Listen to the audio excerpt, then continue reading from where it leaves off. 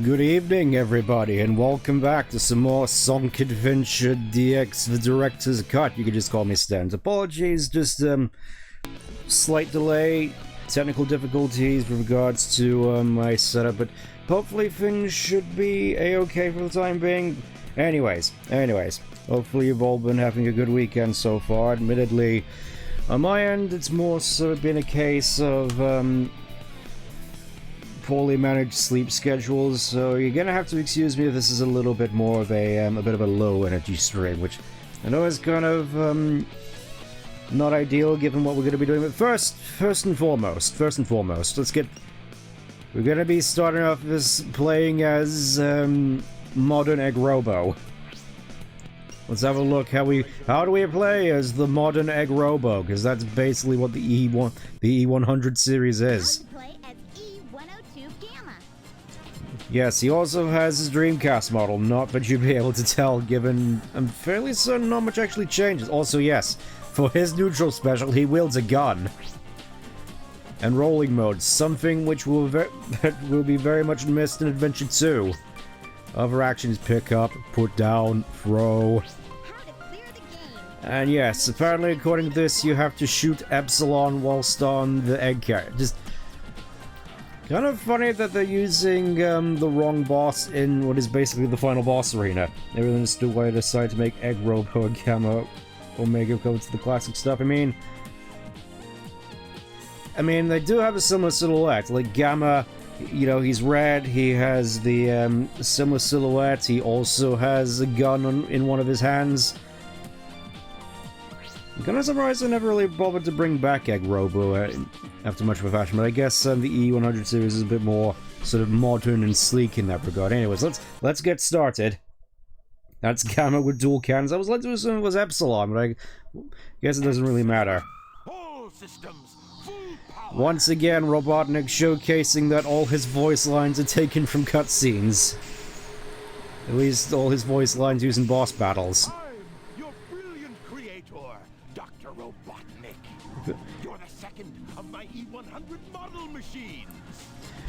Model machines. He says as though he's like making a train set.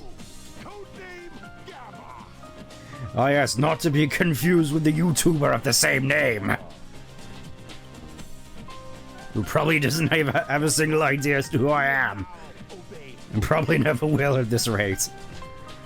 I do love how, I do kind of love Robotnik's sort of walking animations. How he does that sort of like, extra exaggerated turn, like he's almost like a pirouette almost. Also, fancy running into you here, Metal. How's it going, buddy? Just contemplating how you're gonna become the Overlord, I guess. Whatever, let's go over here. Love that. Yeah, exactly, the twirl is great. You should do it more often. You know, in between manhandling the animals. Was he unchanged animation? Probably. Also, he just disappeared for a second there. It's like, you can definitely tell this game wasn't intended to be in widescreen. At least with how its cutscenes are portrayed. Also, oh look everybody, it's the Tails doll, he's back and he's ready to kill my soul, except I'm a robot. And robots don't have souls, except for the ones acting as batteries.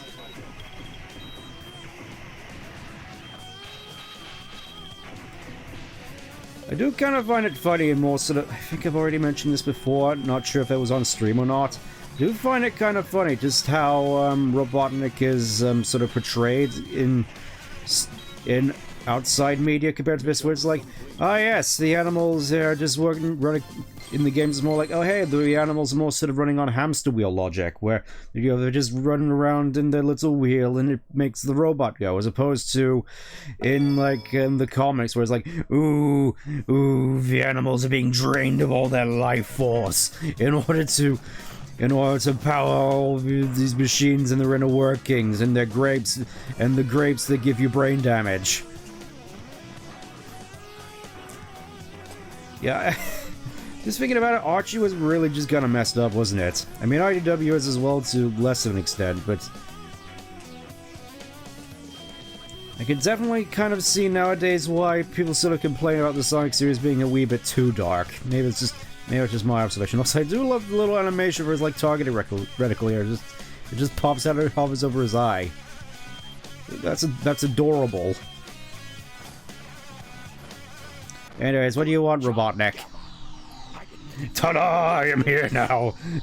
Witness me! He says, doing the Rio Jesus pose. This is funny because I'm fairly certain about a lot of people say that Station Square is basically Rio de Janeiro. At least I've heard it so far in the terms of people trying to correlate areas in the Sonic world with real-life places on EARF. When, I don't know.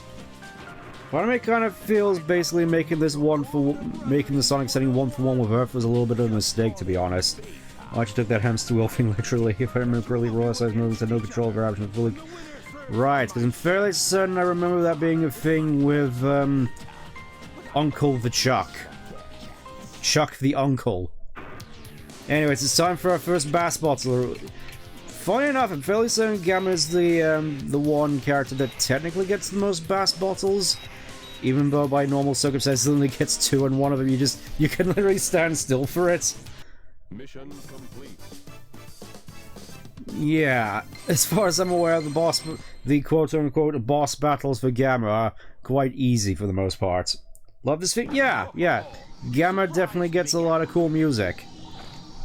I had a funny feeling there was more to you than meets the eye. Permission to serve on board the egg carrier. You know that was coming. Also, I kind of find it weird that Gamma's the only one with that little targeting reticle on the side of his head. I don't think any of the other E100 robots get that. It's just something that I've noticed so far. Why did Robotnik think his low-numbed and old bot was stronger? That's a very good question, actually. You would have thought that the newer models would have improved upon the old ones. At least that's how it works with actual manufacturing. I don't know, maybe it's just some way of egging on, encouraging Gamma, I guess. Father, please don't throw me out. Oh, don't worry, I'm not gonna throw you out. At least, not most of you, anyways. You're still going to keep your operating system, which I do find it funny, because technically speaking, do all of Robotnik's robots have AIs in them? And in that sense, what exactly makes Sage so special in that regard? If anything, they seem like... Well, yeah. Also, once again, none of the E100 robots have that little targeting computer on their heads. Witness me! Testing 1, 2, 3. Robotnik, sir, you don't have a microphone? You're just sort of talking... I mean, to be fair, I'm fairly certain he doesn't actually need a microphone in here. I mean, his voice does carry a fair amount. Maybe Sage the first one isn't animal powers? I mean, you say that, but there's also the egg pawns and heroes which run off of power cores. It's like, Robotnik's badniks haven't been powered by animals for a while in the games, now that I think about it. It's like, that wasn't the case in 06, it wasn't the case in Unleashed, it wasn't the case in Colors. I think it's more Sage the full AI akin to Cortabo in that he does... Gotcha.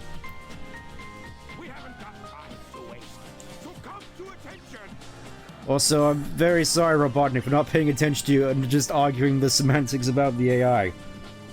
That does sort of lead me to wonder, though. I'm fairly certain this...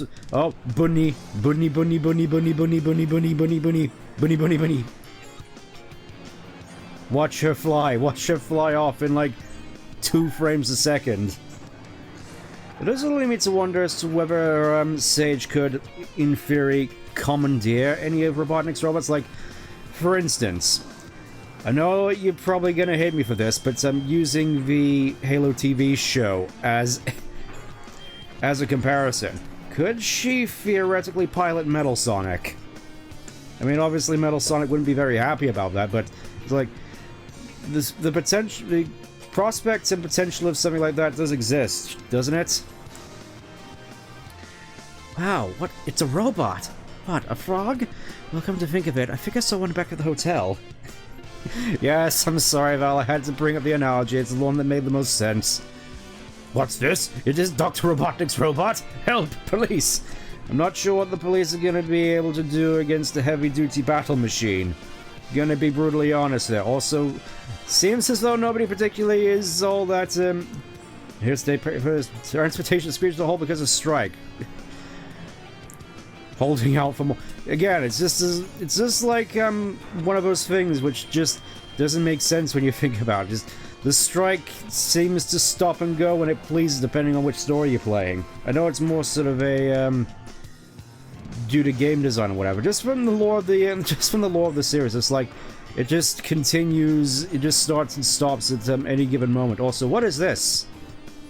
A cart pass. Now I can get into the Twinkle Circuit. Yes, if you do Twinkle Circuit with all with Sonic, Amy, and Big, you can then go in and do it with Tails, Knuckles, and Gamma as well. Just calls the cop. I mean, I wouldn't put it past him. Anyways, I'm fairly certain Gamma is also one of the worst controlling characters in terms of the Twinkle Circuit, and I think it's at the very least tied with Amy in this respect. Whoa! Yeah, he drifts more than a Joy-Con. Just imagining Sage partying Omega's party compared to Jimmy Rings in Season 1, complete with POV and everything. I mean, I can imagine Flynn writing something like that and then everybody rightfully just despising it. But I'm just thinking that the prospect is there. I'm fairly certain well, then again, we don't exactly have too much of an idea with regards to Sage's capabilities outside of the fact it's like, oh, I can convince / manipulate the Titans to want to pluck out all of Sonic's quills one by one. Is the frog in the children's fun fair? Also, I do find it funny how he's just riding around just with his gun out the front. I'm guessing he's just sort of used to this in more sort of a drive-by setting. Also, you can still manipulate the lock-on laser in here. I have no idea why. I only just noticed that as well. I'm not sure if you can see it on my stream, but I can just see it moving.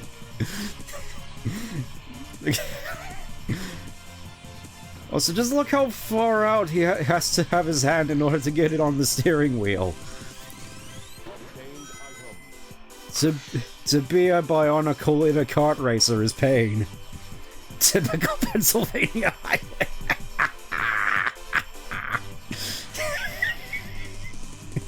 Sorry, that just hit me funny. Oh no, I left my copy of San Andreas on Gamma's disk drive. I mean, given when this came out, would there be like GTA 3 at the very least? Because I'm fairly certain San Andreas was 2004, and this is 2003 at the latest, so all I'm just imagining is Gamma just driving down this racetrack with Push It to the Limit just blaring on his speaker. Vice City. Push it to the limit. Walker, walker, walker, walker, walker.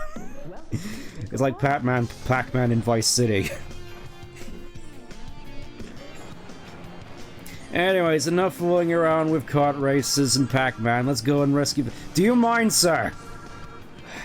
It's a shame you can't actually shoot the cars in this. Whatever. It's time that we go forth and find Frog. You're looking for Mr. Frog. I'm afraid I don't see anyone of that name staying in the hotel. Well, of course not. He's a frog. He's a pest.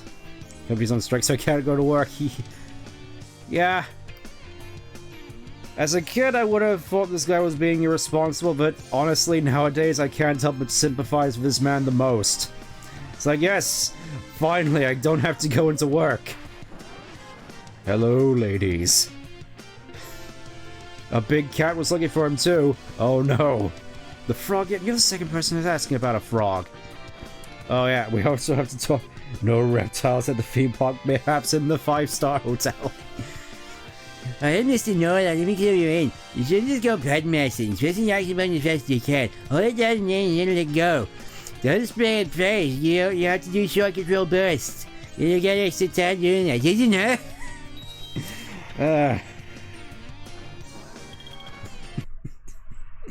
Just matching San Andreas with popcorn sound effects as Ganon holds his cannon sideways. Honestly, just that whole thing with Ganon in the kart race with his gun out. I'm more just sort of reminded of those stop motion videos where it's like Tahu goes to McDonald's and then just pulls a Glock out on like the drive-by cashier. Or in IHOP or something. This may be the International House of Pancakes, but this violence is about to get domestic. If I don't get my pancakes. I mean, I suppose it doesn't help that he's red as well. Anyways, just, I'm fairly certain this is one of the harder ones to actually get the A rank mission on, given how tight the time is if you don't actually lock on to everything. Anyways. I almost want to say that was about as fast as, catching Froggy with Big, but...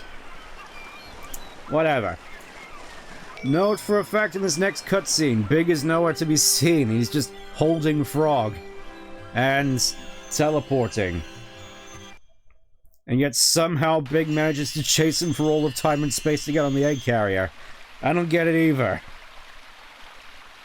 Oh, here we go. Here we go. Time for the best line of the game. Well, one of them anyways.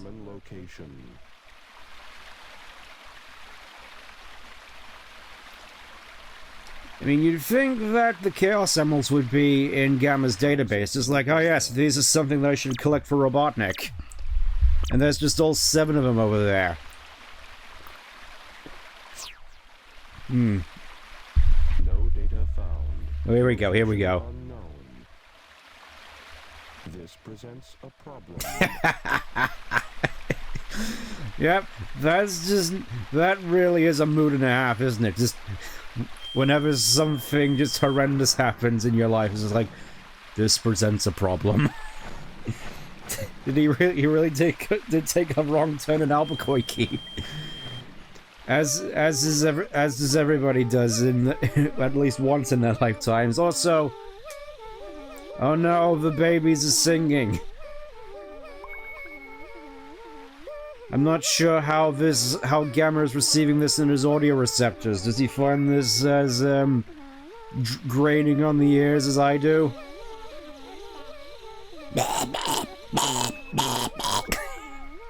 Small, low poly creatures, up to no good, no doubt.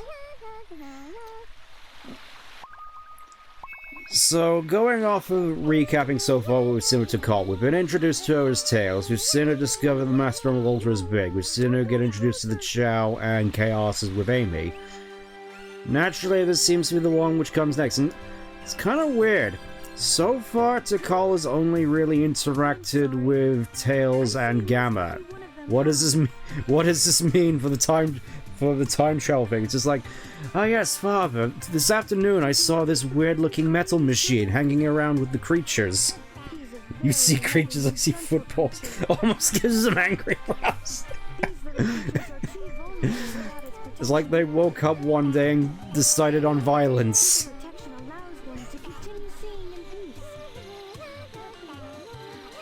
See, she actually has an understanding as to how chaos works.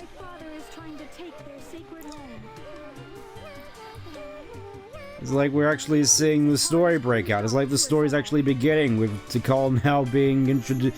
It's like everything's been established with Tails, Amy, and Big, and now we get to see how we get to the Vision and Sonic story.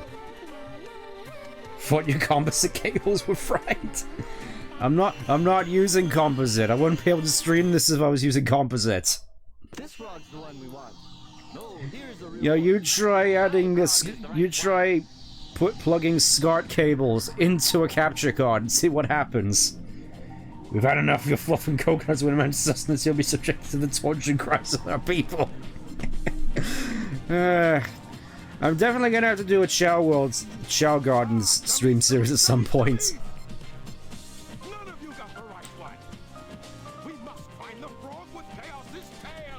I mean, he says that not noticing Gamma in the slightest until... average elementary school. I can attest, I can attest. Well, more so secondary school in my case. I'm proud of you, Gamma. I knew you'd be of use to me. And look at that. Just, yes, shaking gratification. Also, I do kind of find this funny. He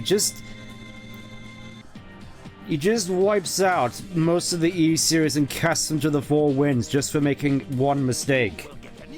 Meanwhile, with Sage, just like, oh yes, and we're holding this vital information from you, Doctor, because I want to protect you. I will disassemble you line from line. How dare you go against my wishes? Just get me that bird. I really don't get why Robotnik didn't just straight up reprogram Sage after basically disobeying him in Frontiers. You know, going off of what was in here. Is this the one? Oh, here we go. Now we get to my other favorite line from Gamma. Everybody's favorite line from Gamma. But first, damn roundabout, why do we even have this? Yeah, why do they even have that like turntable there? What does it even do? Everyone probably thinking, give me the bird, and he just gets flipped off. None of you has the child painted cream. How did you fumble and miss the tail? Still! Oh, that's basically just robot gore, isn't it? Yeah, from a robot perspective, this actually is kind of, harrowing now as you think about it. Like, if this was like done with a human being, this would be like some Silent Hill nonsense. That one has a child painted green. No, that... I imagine Gamma just says that to every single person he meets on the street, just like, Beta. As if I want to talk. Anyways. This is the wrong room. Yep, just gonna repress that for the rest of my mechanical existence. Yeah, it's like now... now that the cutscene has passed, the turntable no longer turns. It's a table, but it doesn't turn anymore. Also, again, robot maids. It's kind of messed up now that I think about it. There's just a whole bunch I'm noticing about this game that I haven't noticed in, like, the past 20 years. Also, somehow Amy managed to get the high score in Hodgehog Hammer, despite still being trapped in her cell. This is the wrong room. This is the right room by the looks of it.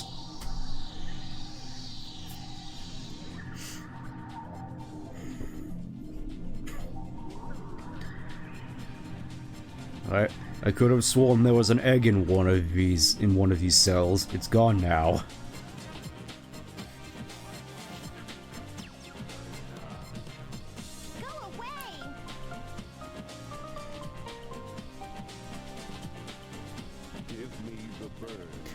Gamma, you don't want to phrase it like that, my son. Please, she's just gonna take it literally. Oh, resistance is futile. He is now a Borg.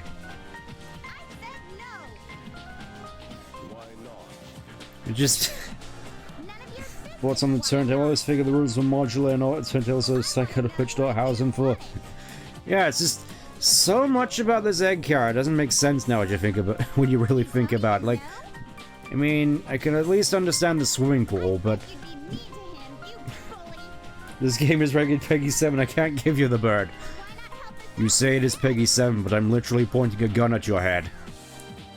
Heck, Robotnik points a gun at your head in the next game. I am a robot, little child. I have basically no concept of feelings. Why try to save that which is useless to you? I'm just gonna shake at you some more instead, though. I feel sorry for you. Eggman failed to give you feelings. That wasn't a failure, that was by design. It's not a glitch, it's a feature. No, stop, bird. Staring into my non-existent soul, it's too terrifying. I am scared. Whenever Gamma thinks his rumble pack activates. Ah, so that explains why he's just, constantly shaking. Because I was just thinking, must be a heck of a design flaw to give a robot Parkinson's. Why are you letting us go?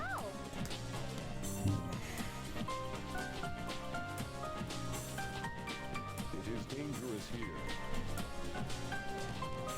Hurry, we'll be arriving at the Mystic Ruins base soon. That's why he does the body dance. Oh, so that's what you call it, huh? You truly are a good person inside, aren't you? I guess we can There's not going to be an inside or outside to me in a few minutes. You have ruined me. You have ruined me, girl. I hope you're happy. You have sentenced me to death. Sure, there's a Back to the Future chunk. I mean, probably, but even so, I just can't help but think. It's like, damn. I failed like 5 minutes after I watched all my friends get casted to the four winds or whatever. Surely Robotnik will do worse for me for failing for completely failing the next job I was given. Testing. 1, 2, 3. Gamma, get ready for battle instructions. Yes, specifically you, because I'm starting to think it was a mistake to get rid of the rest of them. You know, just having 4 of my fabulous E100 models against the Hedgehog would probably be better than 1, if you know what I mean. I mean, not to say that you're not incapable, Gamma. I'm just saying, you would probably appreciate some backup. And as we go on here, and... oh, we actually get to see this little portion right here. I think I might have showcased this the first couple of times. Obviously, there's a spring there, which is how you're normally supposed to get out of here. Hold the jump button and you'll float for a while. Yes, we have the jet booster, just like with the Next in Adventure 2.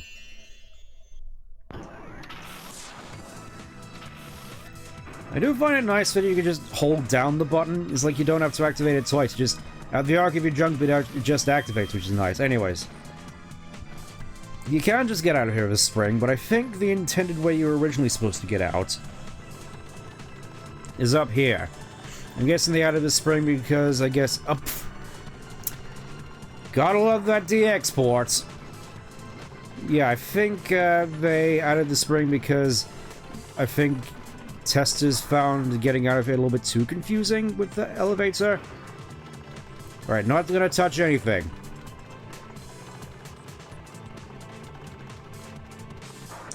And you just come out onto this walkway here. Run along here, and then you just jump down to... oh. You would think there'd be like an actual little bonus here, in order, you know, to reward you for actually getting up here, but no, you just jump down and then you're out. Do you think it's sort of miraculous that Eggman was able to run this whole thing with basically no assistance or crew besides the robots he builds? Well, yeah, it's like a lot of writers tend to clown him, but given he was able to accomplish all this, you can sort of tell he has an IQ of 300. You can tell he's the sort who would have ghost wrote Rick and Morty. I'm gonna keep hammering that joke in. Also, I do like the fact that he just has like a whole bunch of spare Egomatics on standby. Anyways, it's time to do that bit that we already saw like 4 times already. You know, that little splash shot of the egg carrier, it always just makes me think that the egg carrier has like eyes on the front. Sup? How can I serve you, Dr. Robot? Yes, please don't be mad at me, sir. The bird looked at me funny, there was nothing I could do. The bird made me do it, sir. The ghost wrote the VAT of Acid episode, The ghost wrote the VAT of Acid episode, don't you know? I mean, Robotnik probably would. Yeah, he's definitely gonna scrap me once this is over, isn't he? Anyways. Yeah, I think this is... again, a lot of Gamma's boss fights are super easy, because, again, you can basically just shoot Sonic in the face. Bang, bang, bang! Oh yeah, you gotta love this a little bit. It's just like, yep, I'm just gonna stand here whilst he very, very slowly raises his gun. It's like, damn. Damn, it's like Sonic's not even knocked down, he's just going outstanding. Amy? A lot of Eggman stuff is implied eyes. Well, yeah, the egg pawns basically have his face on him because he's an egomaniac. He's a narcissist. Wait, remember me? I don't want to remember you. You've ruined my robot life.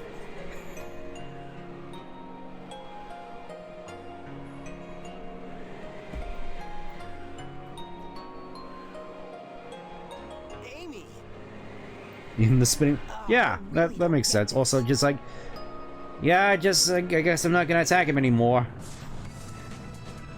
Again, it's difficult to tell what the actual turn of events was in this whole series. I think this is the most inconclusive, because Gamma's just here like, damn, I'm kind of just sad now.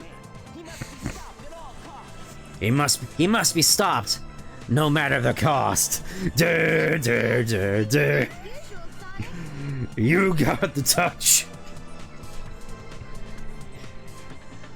And how are you, my metal friend? Please don't call me your metal friend. We're not friends. Leave Eggman and come with us. I don't. I'm fairly certain he has a bomb in my casing. I told you we'd be If I disobey him, he's going to blow me up. best for you. Because the E series is some kind of gay men squad.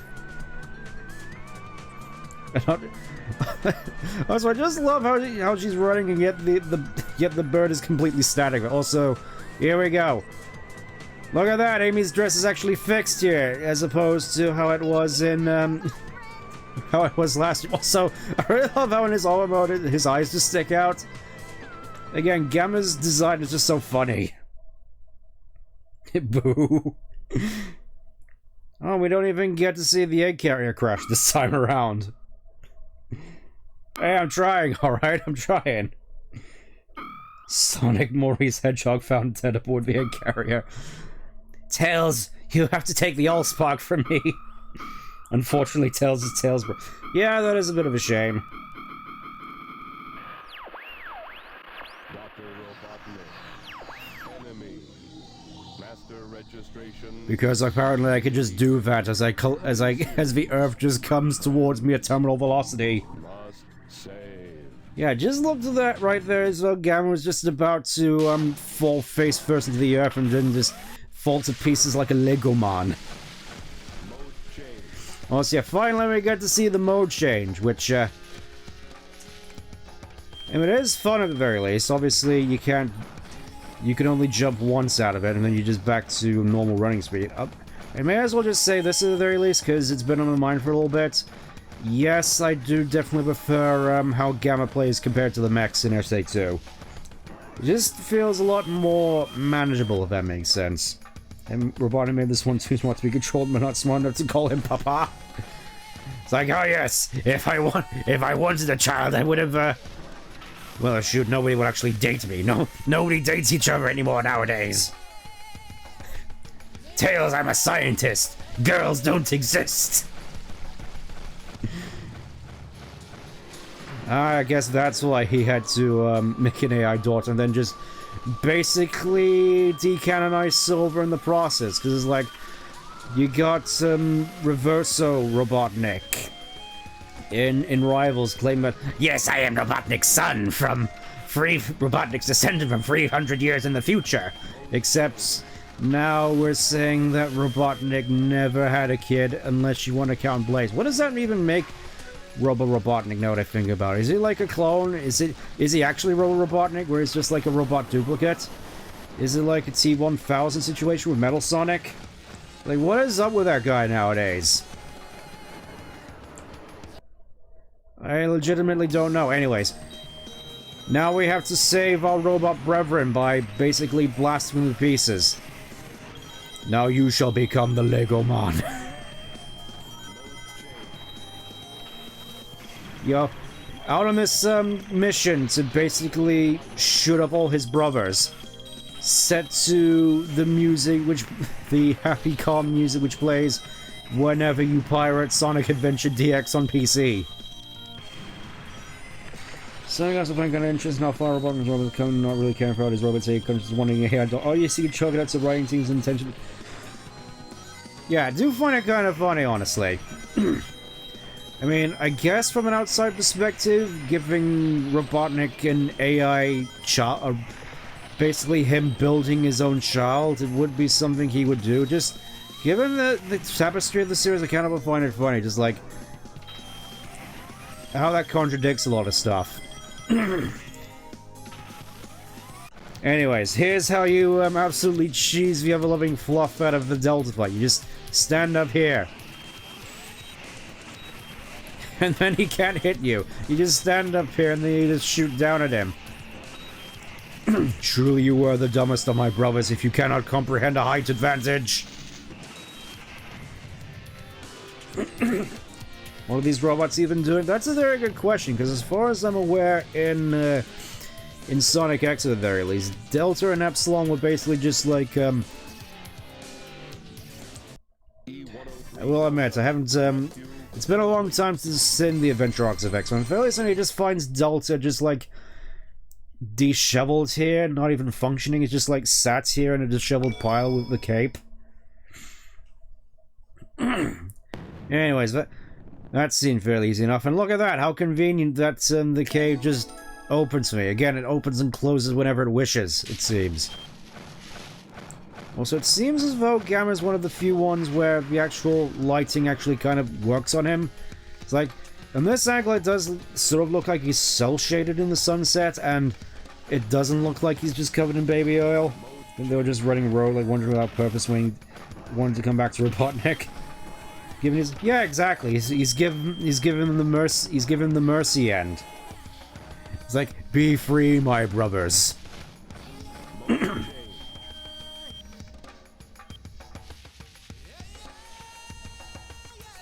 I do definitely have to appreciate them giving him the rolling mode, though, because especially given how the mechs operate in SA2, I think it's would have been very easy to just make Gamma here just sort of slow and cumbersome. Like, I'm kind of wondering why they actually got rid of the rolling mode in Adventure 2, because I feel if they had the rolling mode, then it would have made the actual controls of those mechs a fair bit easier to manage. I think it's more to know they won't come to the same realization because I'm asked.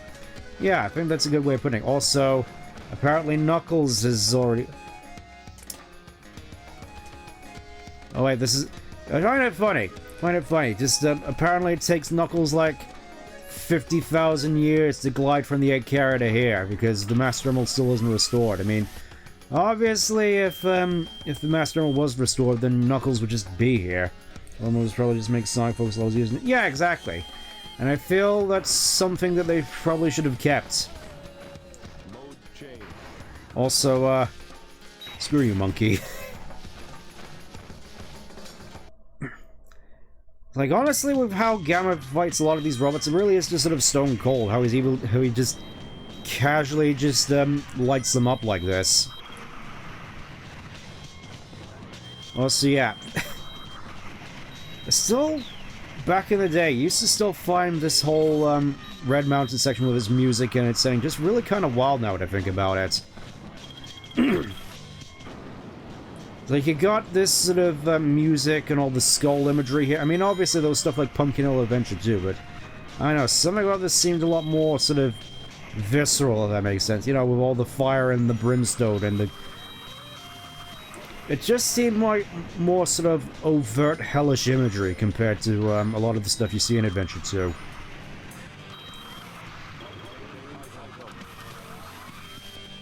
They thought we're making stations stretch. No. Yeah, I can definitely see that, but at the same time, I can't help but feel that bringing them more in line with more sort of Sonic-oriented stages probably would have been for the best. You know, actually give them a proper jump height as well, because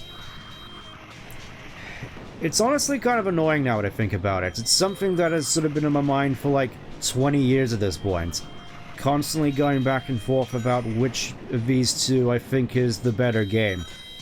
This or Adventure 2, because the way I see it, Adventure does stuff... Both games do stuff that I like and stuff that I don't like. Like... Comparably, I do prefer how characters like Sonic operate in this game with the spin dash and whatnot. I definitely do kind of think that Sonic and, by extension, Shadow aren't as good to play as in Adventure 2. Mostly just because of the, mostly just because of the spin dash and all. Let's see here. Also, Epsilon, why are you just doing a flip? Epsilon, what are you doing? He's possessed, I tell you. The ghosts of Red Mountain have possessed him.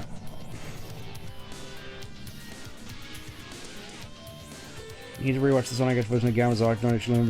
Well, yeah, that's mostly because the Sonic X, the adventure arc in Sonic X was rushed to high hell and back. They get it, like, done and over with in, like, 4 episodes, I believe. E-103 Delta, E-104 Epsilon, rescue mission accomplished. E-105 Zeta, E-101 Beta, location unknown. Oh no, the ghosts of Red Mountain are possessing me as well. Perhaps aboard the egg carrier. Well, it's as good as bad as any. Yeah, as I was saying, generally I feel that, well, the stuff I do definitely like with Adventure 2, I feel a lot of it is sort of held back by the design philosophy of just mapping all the actions to the B button. It's like, oh yes, light dash, bounce attacks, somersaults, save Maria, file your taxes, do tax fraud, all mapped to the same button.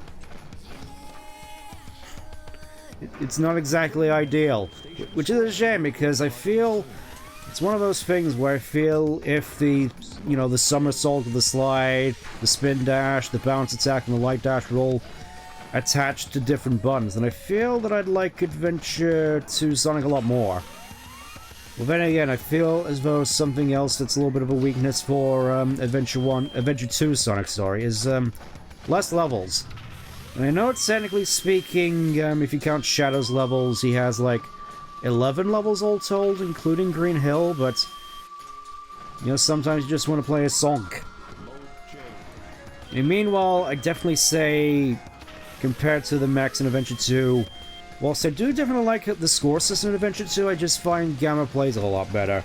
Gamma retains his SA1 line. Yeah, I think I commented on it a little bit earlier, how he didn't look as bad as the rest of the characters, and that he didn't look like he was covered in baby oil.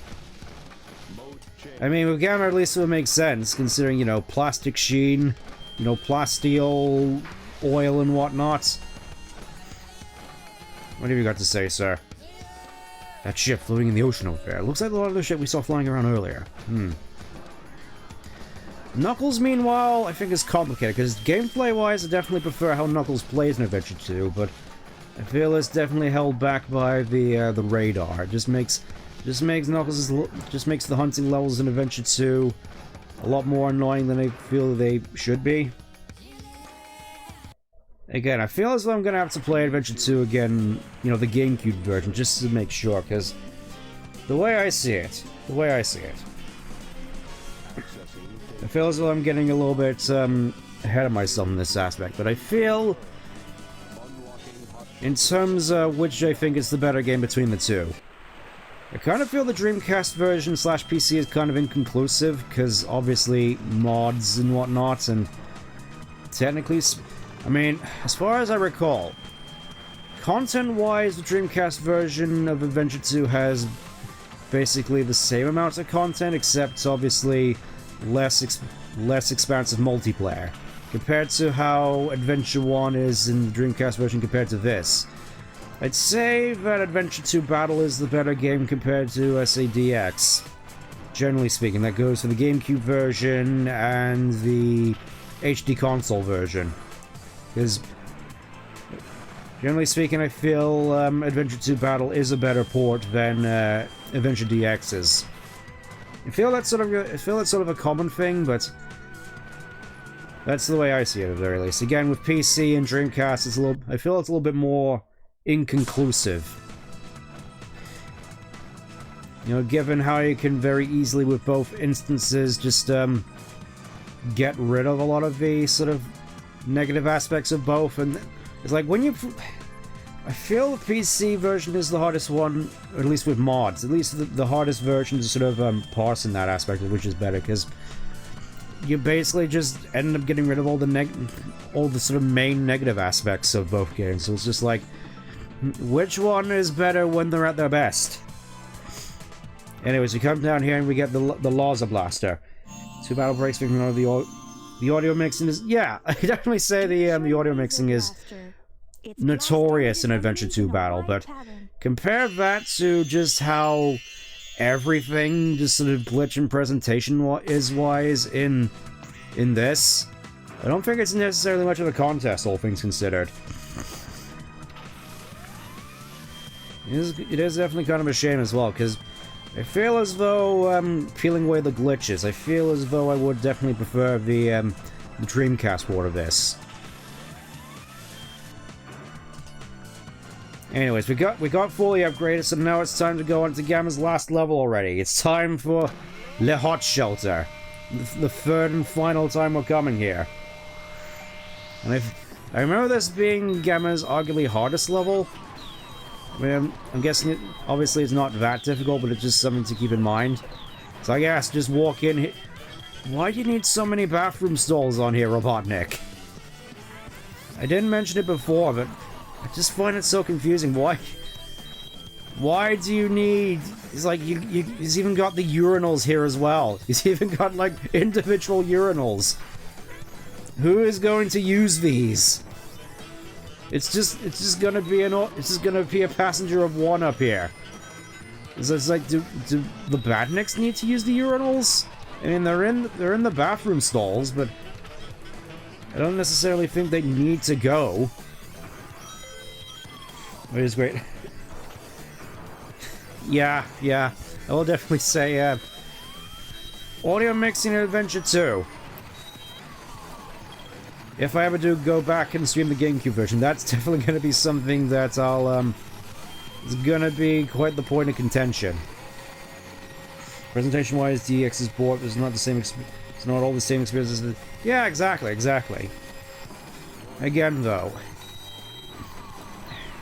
Now when I think about it in terms of how Sonic plays in Adventure compared to Adventure 2, it's like, the spin dash is really the main thing, because aside from that, you know, taking away the fact that you have to use B button for everything in Adventure 2. It's like you got the bounce bracelet, and more importantly, a light dash that isn't super clunky to use. You know, when you actually get it to work. It's like here, you still have to do the spin charge in order to charge it up, and then you can do it. In that time, you could, in all likelihood, just spin dash over the gap that you would have been going on to anyways. Incoherent power. Oh no! Don't touch that lever! Yeah, the dub is also pretty infamous in Adventure 2 as well. That's another interesting point of contention as to which dub is arguably worse comparing Adventure 1 and Adventure 2. I want to say Adventure 1, all things considered. I mean, both are sort of infamous in their own right. You know...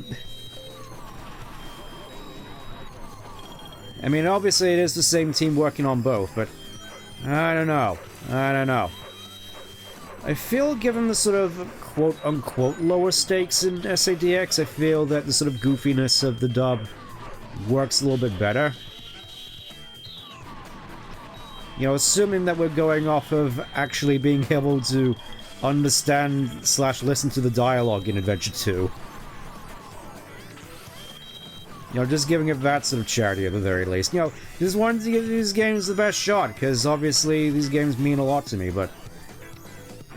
I mean, I mostly bring this up because I've sort of been in a massive internal debate as to what I would consider my favorite game in the series.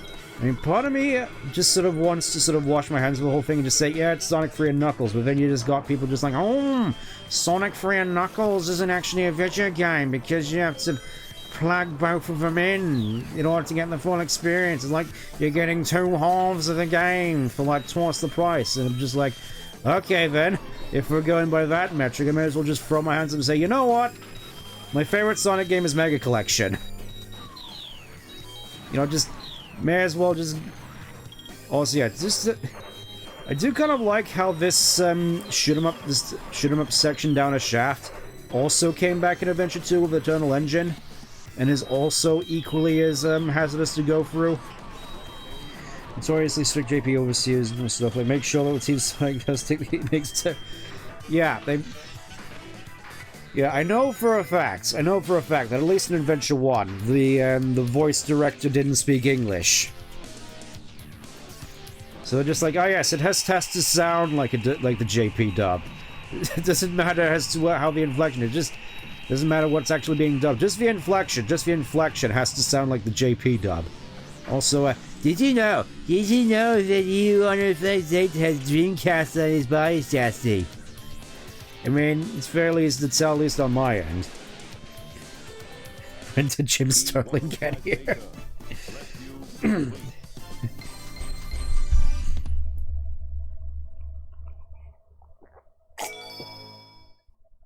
I'm just saying, if we're just going off of releases specifically, I'm gonna count collection in that aspect, in that sense, and Mega Collection is it. Like, you get Sonic 2, you get Sonic 3K, you get basically all the good Sonic games, and Spin Ball, I guess. Anyways, I think we're done here. It's time to we're getting close to wrapping this whole thing up. And the rates of the Super Monkey Ball talking about via work where he said you repeat stuff over and over again, guys, it's since we're not all around each other. That must have been a very surreal experience. Also, now we get to the meat of Gamma's story. Just like, yep, still gotta fight Beta, and wait a minute. If I am to free all the E-Series brothers, does that mean I have to free myself? I think I've heard a similar story. I'm guessing Goofy's VA when it comes to Kingdom Hearts. I don't know. I mean, Disney's just always been up to some weird stuff, from what I've heard. Anyways, it's time to go into the final Bass Bottle. No epic cutscene, we just go onto the bridge and he's there. Except, he isn't really. Oh, there we go.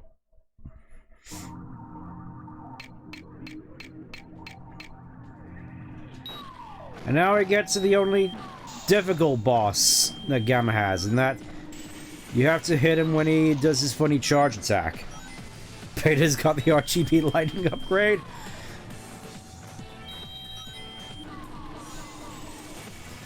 Well, yeah, he has to... So, yeah, again, soundtrack to Adventure 1. Definitely one of my favorites in the series. Just the sheer variety, and it all just sounds good. You know, no EDM, just good variety of tracks to fit the particular occasion. You know, you got saxophones, lots of saxophones. I don't know, I think, I'm not sure I want to come on and say, but I really do sort of feel as though this game really just sort of, really made me appreciate the saxophone as an instrument. You know, I really love me a good sax solo when it comes to my music.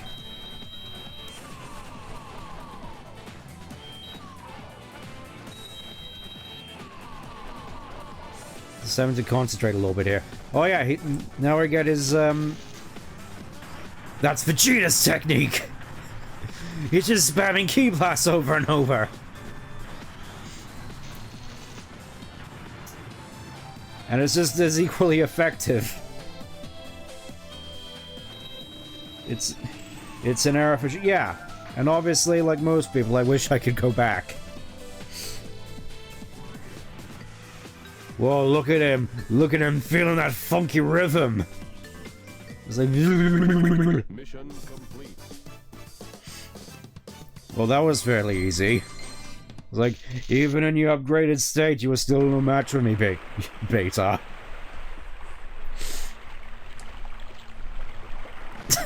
And then it just has, like, the cartoon pratfall as well. Sneak attack! And now we get the, now we get to what we do for the old sad bits, because it's like, oh look, it's the bird that we saw in Amy's story, he's there. And somehow undamaged by the massive explosion. Have I seen you before?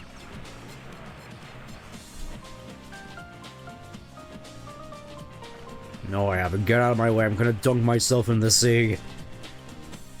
I'm in so much pain, I wanted it to be over with already. Wait. I have seen him before, actually. Wait. It's coming back to me now. It's... The pendant. The pendant photo. Wait. Wait, come back, bird. Come back. And then he died. All alone. In the middle of the ocean. No one around to know the struggle he went through.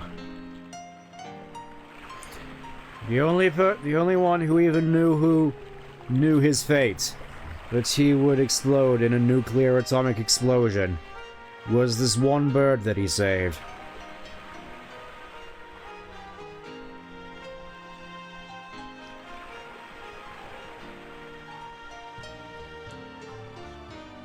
Only for it to turn out to be the other bird. The other bird that Amy found on the egg carrier. And this is like, oh, so that's what they were doing there. Pain. Yeah, I can definitely see what people mean when they say that Gamma's story is arguably one of the best in the series. Just so weird. It feels as though we hardly get any of these sort of, I don't want to say dark, I want to say more existential stories from the series anymore, just like these more sort of one-off sort of character stories about this minor character that goes on their own journey, sort of divorced from all the goings on. I'm guessing that's more sort of a thing that you see in IDW. I know that Mimic, I believe, got a pretty good comic, at least writing-wise, which delved more into his backstory. I heard that was at the very least a bit of a outlier in terms of writing quality, though art quality is different in that regard. So what do we make of Robotnik replicating from SA2? I know it's me not, but it's an interesting thing that Gamma never find out that yeah, it is kind of funny that you think about it. Even Robotnik didn't know about the entire just sort of journey and struggle Gamma went on to free all his brothers. He was like, ah, yes, that Gamma robot, I guess, was alright, I guess. I mean, he sort of flubbed it when he came to shooting up Sonic and getting the bird from Amy. I had to straight up do that all by myself. But you know what? You know what? He did get that frog for me.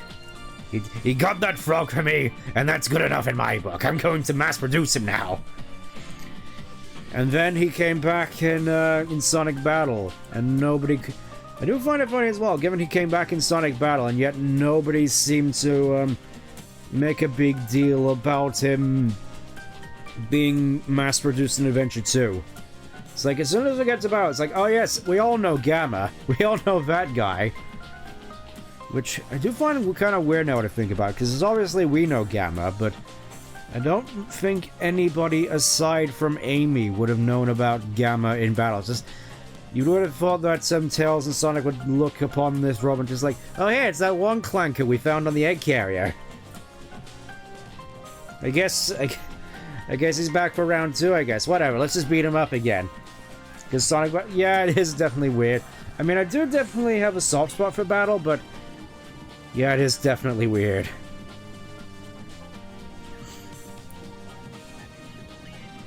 Also, there is a fairly good... sort of chiptune lyrics video to this song. I want to see if I can find it so I can put it up in the server, because obviously we're going to be moving on to Nucleus in a minute. Hold on, let me see if I can find it.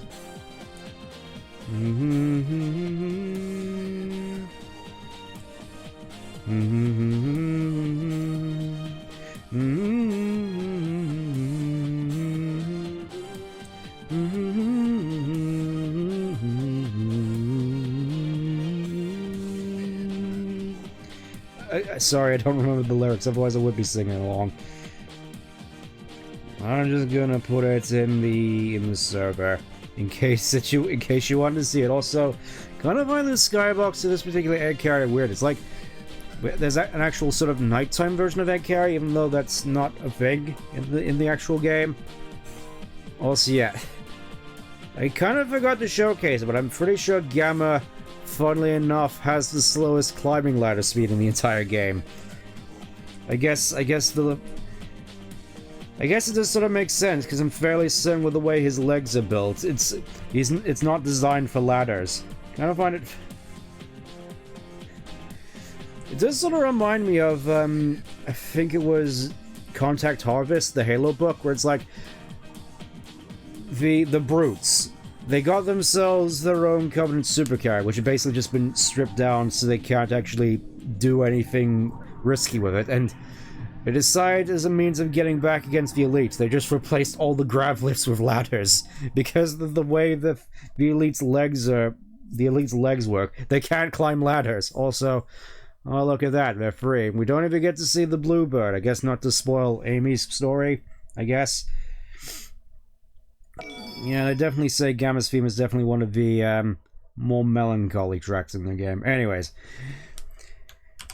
Enough existentialism and being all sad. It's time for I would say the final story. That's not the case. Not yet. It's not over yet, Snake.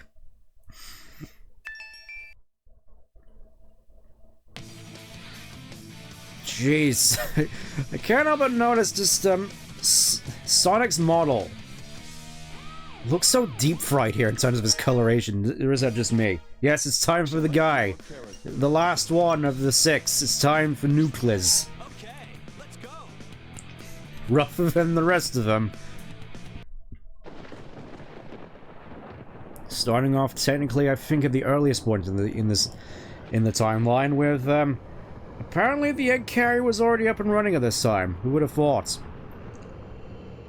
Also, how do you just sneak up on an island with a flying fortress of that size? As far back as I can remember. Also, Knuckles, why is the Master Emeralds out in the open? Why isn't it in Hidden Palace, Knuckles? I don't know why I was given this job, why it was my fate. Destined to be here forever. And then all of a sudden, Nazo rises from the Master Emerald. And we get an entirely different story in place of this one. Also, apparently Knuckles has gotten Red Eyeliner as well. I didn't think you'd be able to get that on Angel Island. Maybe it was a holdover from Carnival Night. And oh look, here's the mysterious red orb that we've been seeing throughout the entire game. It's here now. What's going on here?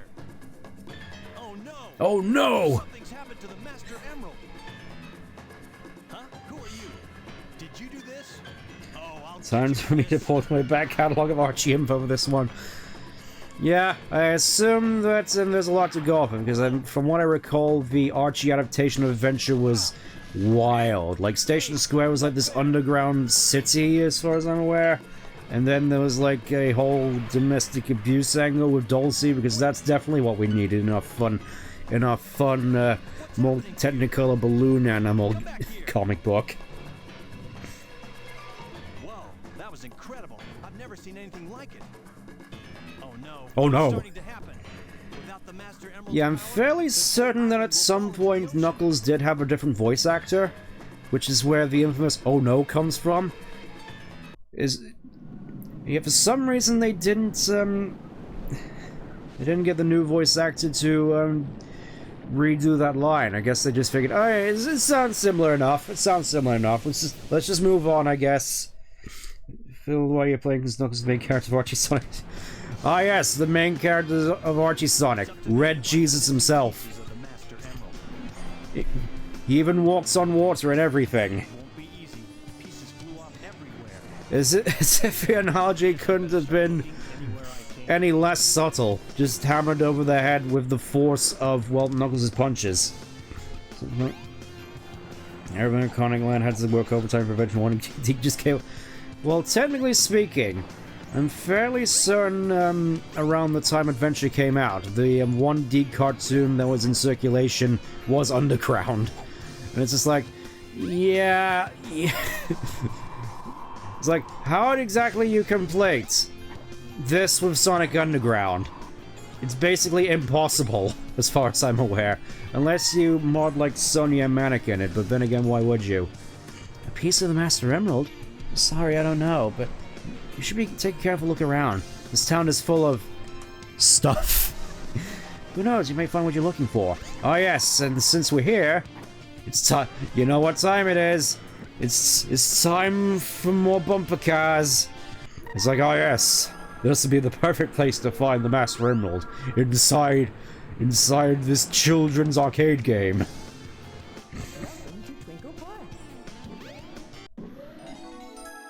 I'm fairly certain Knuckles is actually one of the better handling characters in the Twinkle Circuit as far as I'm aware. At least from what I remember. Which I suppose is kind of fitting, because it feels as though Knuckles is arguably one of the... Oh, look at that! He corners like a housefly. Yeah, it generally feels when it comes to Sonic racing games, Knuckles generally seem to be one of the better ones. Like, I know that was definitely the case in Sonic R, where it's just like he's roughly as fast as Sonic, and he can glide, so it's like, yeah, outside of, like, Super Sonic and Mecha Knuckles and whatnot, he's arguably the best of the starting cast, all things considered. Then I know it's not a racing game, but I know that in Sonic the Fighters, Knuckles is supposedly the best character there.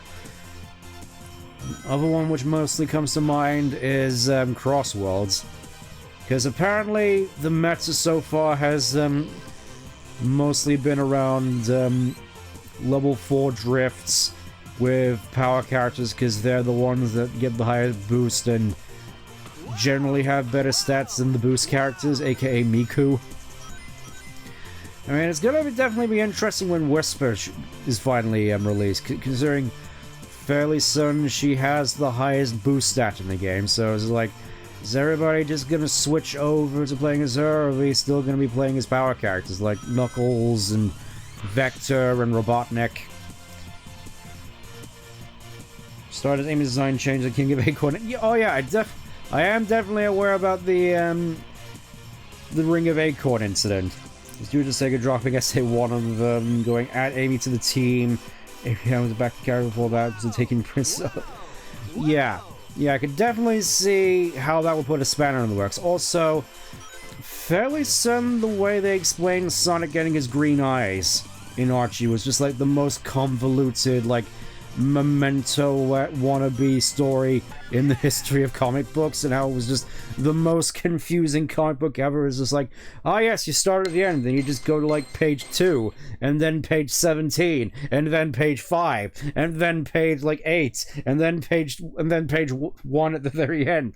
Yeah, just for some reason that whole Ultra Sonic plotline just the most confusing. You know, compared to how it was in Fleetway, for comparison, where it's just like Sonic just fell into chaos while they were fighting, and then he just got the green eyes for being exposed to the chaos energy within chaos, I guess. It was just, I don't know, just the way Fleetway handled it just felt a lot more sort of cut and dry by comparison. Doesn't Chaos talk? I mean, I will admit, it has been a long time since I looked into Fleetway, so probably. Anyways, it's time to punch a hole. Well, technically speaking, you just roll. Anyways, before anything else, it's time to finally get ourselves the golden egg. We want this rock for a particular reason. You pick up the golden egg, which looks green here, and oh no, we cannot get out of the shop. Yes, nobody's allowed to go in there. You can't go in. No, I said no. What are you talking about? I'm in the process of stealing this golden egg. Yeah, you just put the stone egg on there, and they can just run out of the shop scot-free. Haha, screw you, shopkeeper. I've got your precious golden egg. Prior to this, though, commonly mined in Superman. Need to get rid of the excess. Yeah, I'm fairly certain they also did. There was also Flynn's tenure, wasn't it? Where he completed Tails' like whole Hero of the Prophecy thing by having him combine all the emeralds into the 7 from the games, because that's all Flynn can do is just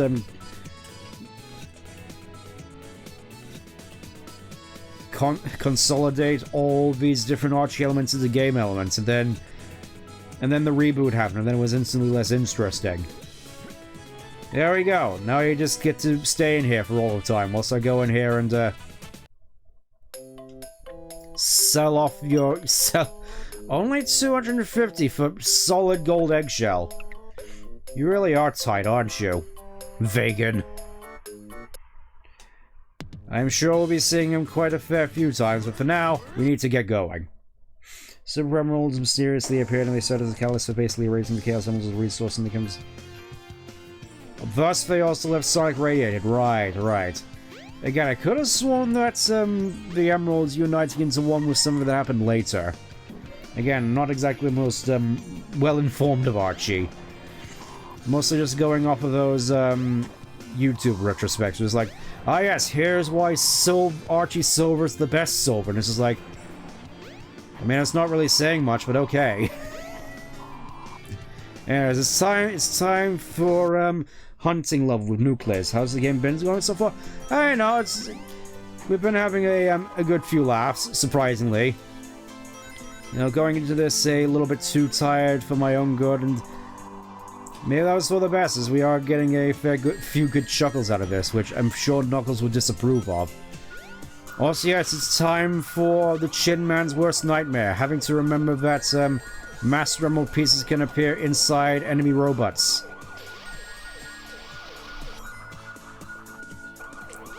Exhibit A.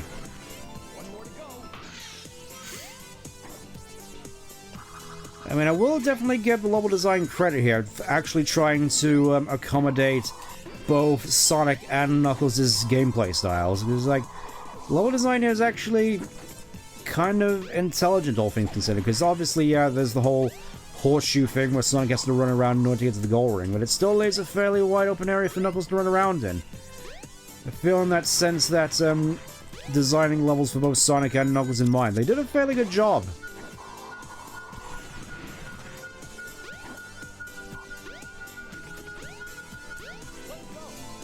After the whole Hero Tails thing was not fleeting came. Oh, okay. I mean, I know at the very least, he came in after that one point where Tails took steroids for like a couple of panels. Also, all of a sudden it's nighttime, and now Knuckles is covered in baby oil. It's like, how did this even get on me? Yep, newsreader lady's already gone home. You're still stuck here. Look, even the NPCs look like they're covered in baby oil. I mean, obviously on certain angles it's supposed to look like they're supposed to look like they're cell shaded, but it doesn't work. This guy works at the very least, at least from certain angles. The renovated casino, roaring lions, yes, roaring lions, and a cowgirl statue that had to be taken down for censorship. What are you ladies up to? I mean, I suppose it's funny considering Knuckles is sort of infamously bad at talking to girls. Shows Rouge as an example. Alright. It's time for Knuckles' second level already. And, unfortunately, there's no switch here, but there's just these random rings which are just here for some reason to instigate, but yes, you can just jump up and hit the switch like that. It's like, yeah, you've already done this with Sonic and or Tails at this point, so yeah, we may as well just get on with it, buddy. Just get in there. So Station Squares, humans are called over. Yeah, I know about the whole Overlanders thing at the very least, and how Julian basically betrayed them because he was like even before he took over Mobius, he was like the most soulless, betraying monster in the history of Mobius. Eris could probably learn a thing or two from him.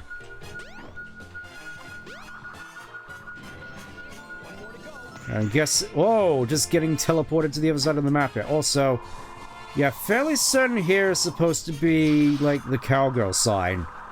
Which obviously got taken down due to censorship. As caused by alien tentacles. Again, I apologize. I'm gonna have to take a little bit of time out to read the chat, because, you know, I'll just pause.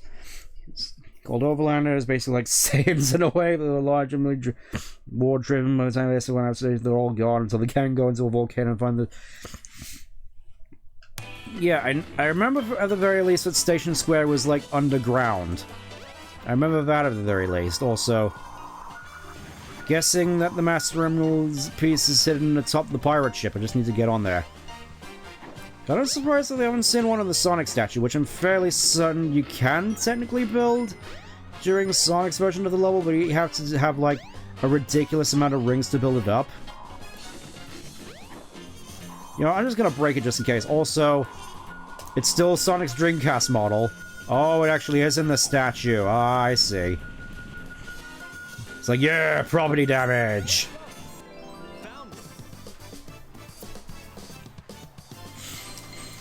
Caused by alien. Was that the Zorza or the Zorda? I remember there was some alien invasion in like Sonic Adventure 2.5, which, from what I hear, is like one of the highlights of the comic.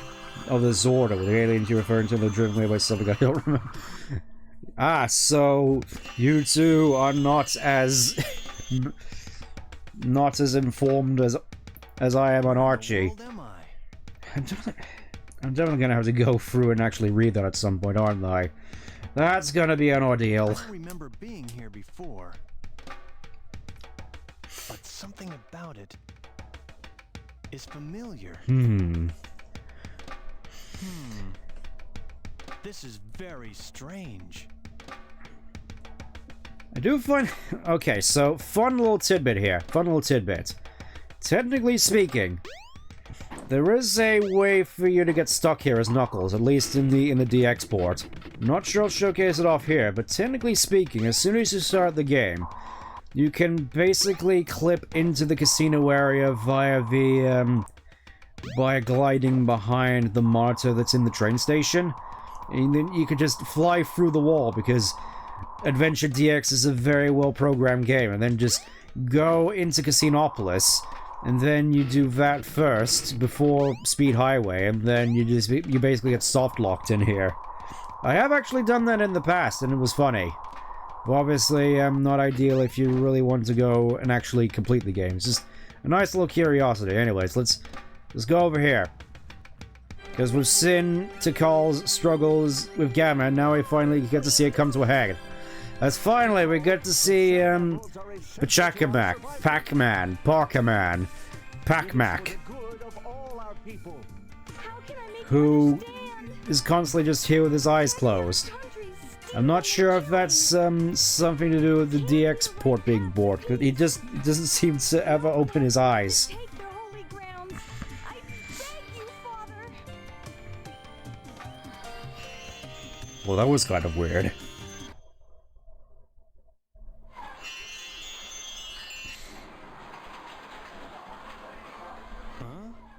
Now where am I? Back in Station Square, I see. Yes, back in Station Square and back being covered in baby What's oil. going on here anyway? Zord Ambassador was seeking peace, they kill him. Ah. And oh look! Before we get to talk about dissections, look! Bunny! The last time we ever get to see the bunny in the game outside of mission mode, which we're not gonna do.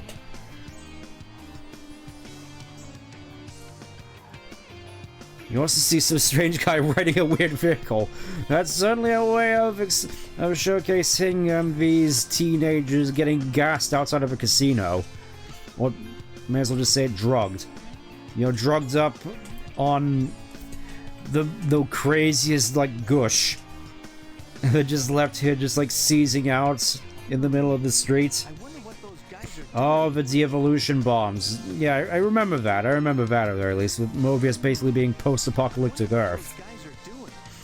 I'm guessing the de-evolution bombs were what basically made the local wildlife suddenly grow multicolored and then get the ability to travel at super speed.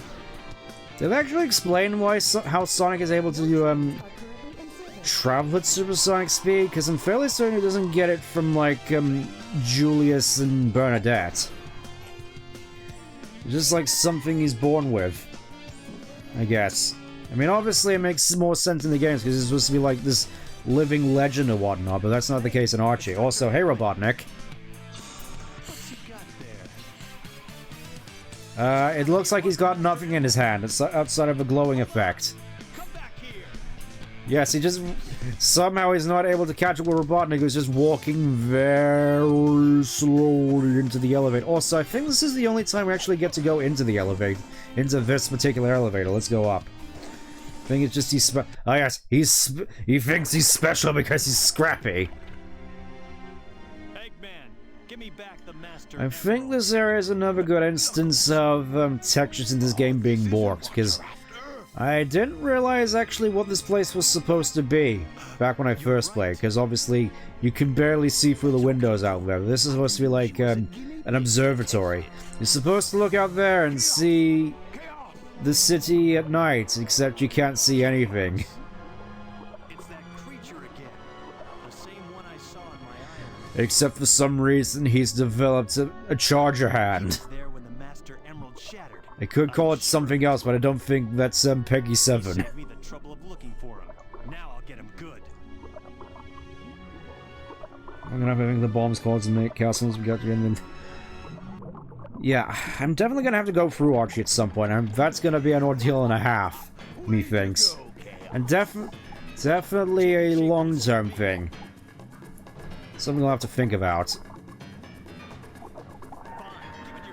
Give it your... Again, another instance of lines from boss battles just been taken wholesale from cutscenes. Yeah, as I said, you're supposed to normally see out of these windows, except because this game is warped and with its textures, you can't see anything. It's like, where even are we supposed to be looking in the background over there? Also, I do find it funny that this boss fight was basically recycled wholesale for Buster in Tasmanian Tiger 2. Like, you got the whole thing where he turns into a ball and bounces after you. You got an attack where he basically floods the floor and makes it so you can't actually land on the floor without taking damage. I'm not entirely certain as to whether he's actually going to do it here. Again, it feels as though what attacks he does sort of depends on what he feels like. Alright, what are you gonna do this time, buddy? As he's just he's just tensed up.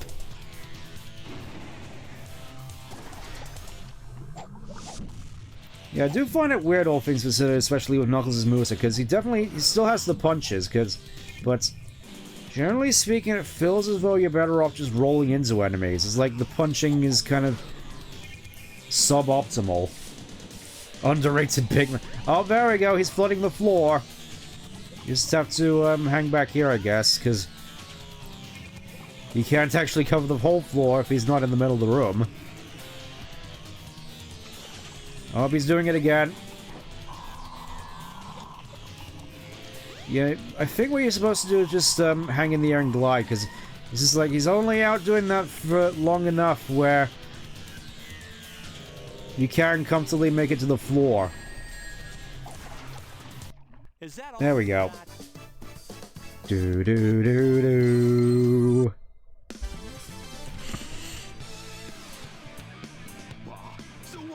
Cute little dining. Yeah, it is a shame that this is the only instance that you get to be here. Also a shame that you can't see out the windows. Yeah, that still doesn't faze I mean, me. I don't think there's anything stopping me from taking the Chaos Cells, considering the two lights are just sort of floating in the air. Yeah, those are supposed to be windows. I could tell because I played like the PC version with the Dreamcast Restoration mod. I'm guessing that's how it's supposed to be in the Dreamcast version, but again, the windows just look borked here.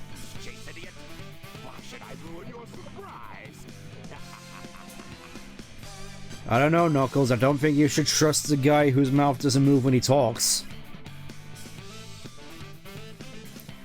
I'm just gonna walk in place for a little bit. Hold up.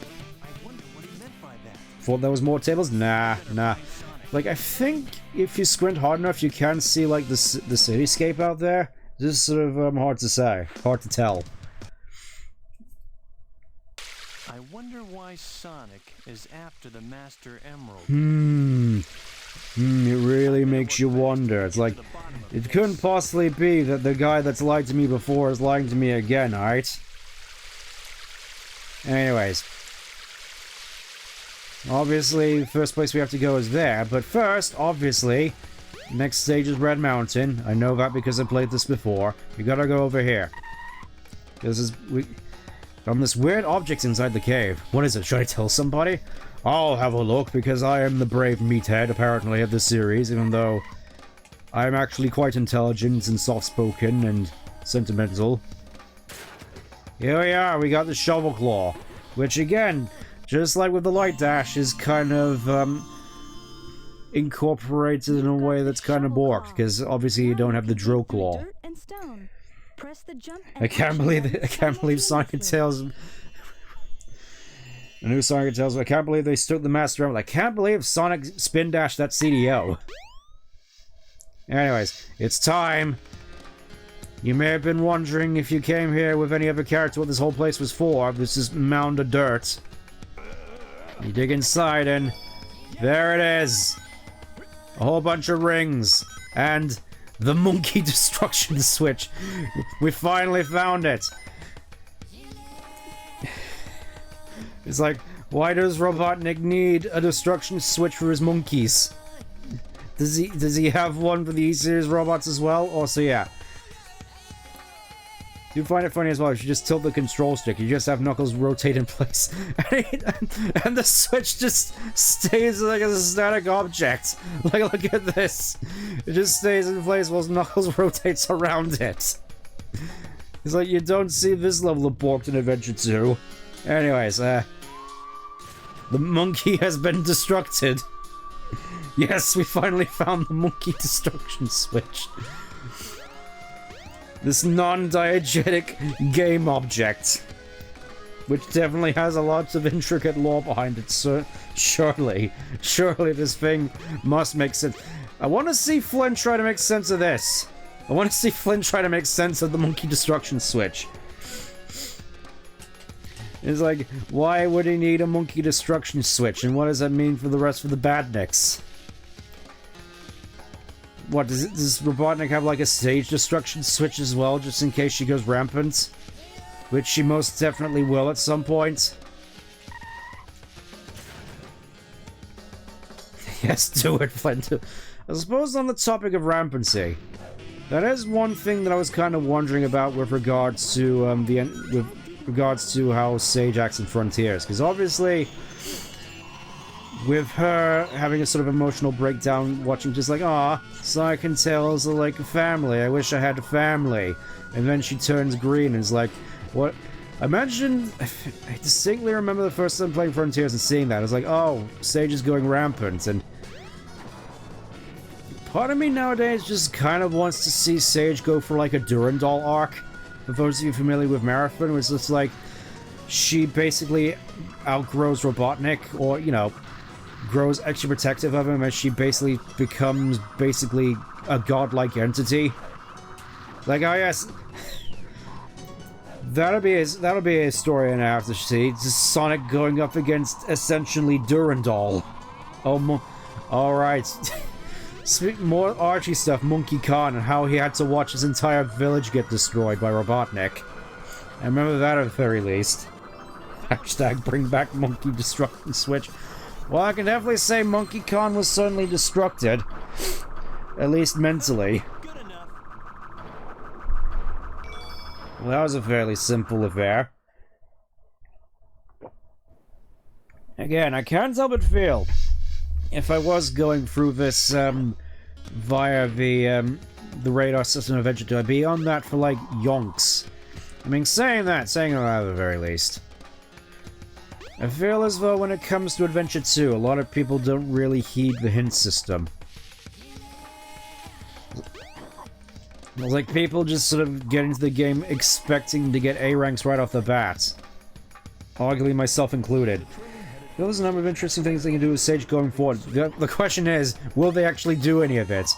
Part of me thinks no, because I'm just sort of imagining a potential sort of scenario in which Sage was introduced as Robotnik's assistant in like Unleashed, and we get to see her just being this sort of uber loyal, just sort of super supportive AI of all of Robotnik's schemes. It was like, yeah, logically speaking, these plans will obviously fall flat with like a 98% certainty, but she stands by Robotnik regardless because she's like the most loyal AI around. And then you get to Frontiers and her interacting with cyberspace and her going rampant, and then it's like, you actually feel bad when she turns out to be the final boss and basically supplanting the end, and then Sonic has to kill her.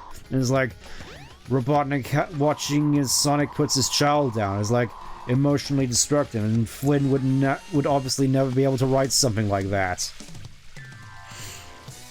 Or at least not well. There's Sonic. Eggman was right. Anyways, it's time to beat up Sonic again. It looks like a piece of the Master Emerald. Yeah, Tails. I do gotta wonder, what exactly are we doing just standing out holding the emerald in the middle of the field? I mean, we've seen these emeralds like a dozen times before at this point, so why are we just hanging out in the field?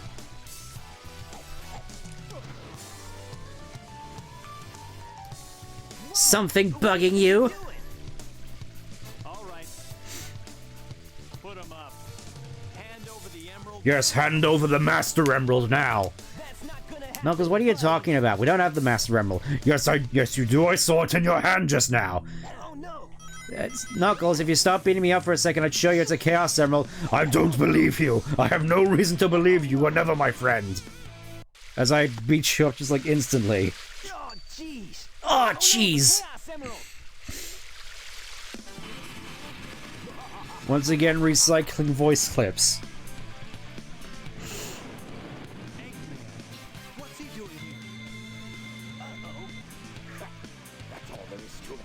You guys are too Jeez, Knuckles, I should probably just employ you at this point, given how easily and effectively you've done my dirty work for me. A Chaos Emerald. first come, first served, they say. Except you weren't the first to come or to be served. I don't get your analogy, Robotnik. Knuckles, did you let him trick you again? Oh, here we go. Like you weren't? Like you weren't. You can definitely tell that's not exactly what he was supposed to be saying, but whatever. Yeah, chaos, chaos, chaos. Yeah, chaos. He's just whispering to it like a cat. Anyways, it's time. It's time for... I hope you like Chaos 4, because we're going to be fighting him again.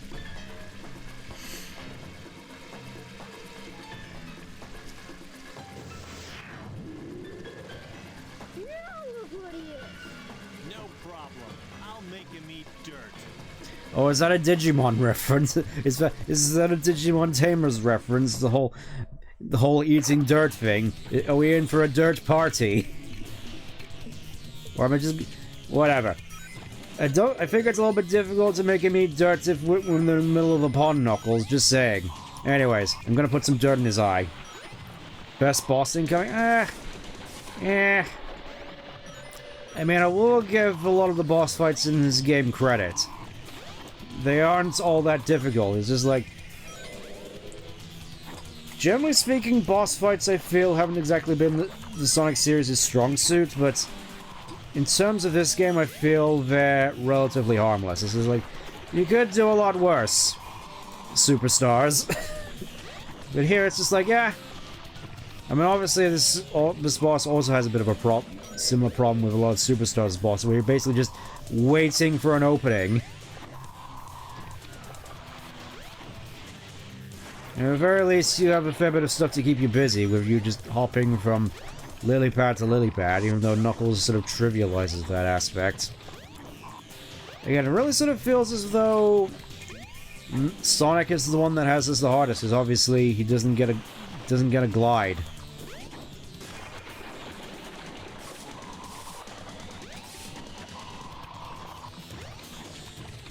Also, I don't think we've seen like Chaos 4's like desperation move yet in this series. Are we gonna see it now? Are we gonna see him split up into floor dumplings and then try to bounce at us, or is he just gonna do sick kick flips in the water? In your own time, buddy. Yeah, he's just gonna do tail projectile. Anything else, sir? Anything more? Or are you just gonna float? Oh.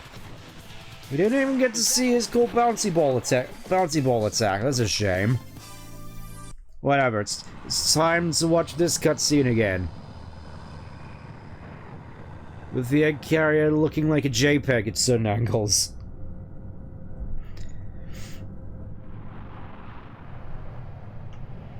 From so many angles, it just looks like it has eyes. It's like he's always watching. Behold! Behold! All of a sudden, I've turned to be like 84 years old with his voice. Beware! Chaos's true power is yet to be unleashed. We shall meet again! I still do love Dean Bristow. Yeah, I'd still definitely say Dean Bristow is my favorite Robotnik voice, all things considered. He just has that presence. He knows when to be sinister, he knows when to ham it up. He's just so entertaining to listen to. I mean, I feel as though, generally speaking, Robotnik definitely has, like, definitely gotten the best deal in terms of voice actors, because obviously you got, like, Jim Cummings, you got Long John Boltrey, you got somehow, you got his OVA voice actor, and I guess Mike Pollock as well. Yeah, just generally speaking, I feel as though Robotnik has definitely had the best deal when it comes to voice actors. Except for maybe Underground. Goes down like a sack of potatoes. It's a pretty cool cutscene for a ship. Oh yes, it's time to finally see what Knuckles' unfinished business is about. But first, let's see what this guy has to say about this whole... I think they're putting a second party together. I hope they pick me this time. So yes, you just saw this epic bass bottle with a water dragon, and me and Knuckles, me and Sonic having this epic fist fight, and that's all you have to say for yourself, sir. This is all talking about the first part, even though I feel that may have been a wee bit of an oversight, to be honest. Ah yes, and we get to see this stone statue, remember? You remember the stone statue? You remember seeing it in that IDW comic, where basically nothing happened? It's like... I can't help but feel that a lot of stuff they've been doing in IDW is just like fluff material. This stuff that doesn't necessarily accomplish anything. It's just like, oh hey, remember this from a past game? It's like, yes. I'd rather be playing it than reading this. Anyways, we're here for, yellow gloves to replace his yellow socks from Sonic 3. Now you've got fighting gloves. They're yellow. To store up power, hold down the action button. Now you can do the You got a maximum serious movement spinal attack. injury from carrying too much weight. You got a tombstone.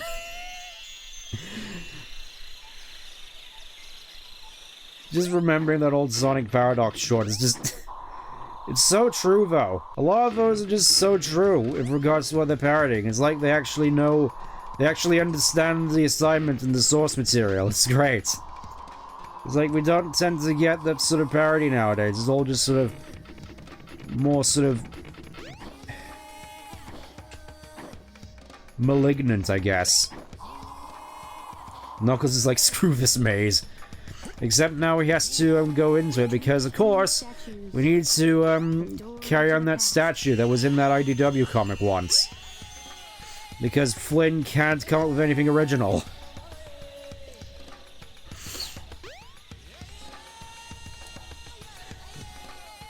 It's like he always has to link it back to something from the past, which, I mean, on one hand, yeah, I appreciate them having at least some level of continuity, but there's a difference between continuity and then just not including anything new, if that makes any sense. Just, I've rambled and raved about it in plenty of Sonic streams in the past. The main thing I want to see from this series is something new.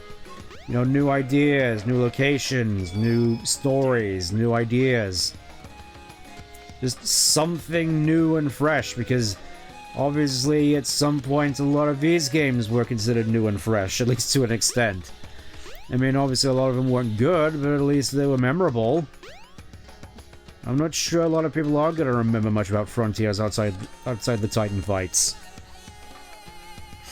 And obviously the infamously bad Flynnisms. Heck, I'm not sure a lot of people are going to remember Superstars now that I think about it. Also, now we got ourselves a new interesting entrance, because apparently Knuckles has to take the back door. Interesting little tidbit here. I'm fairly certain Sonic and Knuckles are the only ones that actually come into Lost World. It's like all the other characters get to go to a specific level 3 times, except for Lost World, which it's only 2. Also, I'm guessing it's here. It's like, remember, you have digging. You have to dig here for victory. You know, it's just like the war. Which war? I don't know. How many wars have there been on Mobius, I gotta wonder. Probably a fair few. I gotta admit, actually getting all the emblems on these stages, despite everything, I feel in terms of 100%ing them, despite the radar changes, I kind of feel as though it's a lot easier to actually, get all A ranks with on Knuckles' stage in Adventure 2 compared to Adventure 1, which I know is kind of weird. I guess you can just put it down to the ranking system, but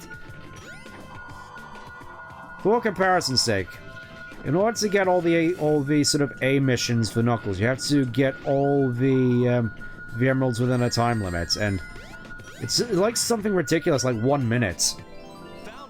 So in terms of 100% completion, I kind of generally feel that the A rank 100% emblem collecting for the treasure hunting characters in Adventure 2 is a lot easier.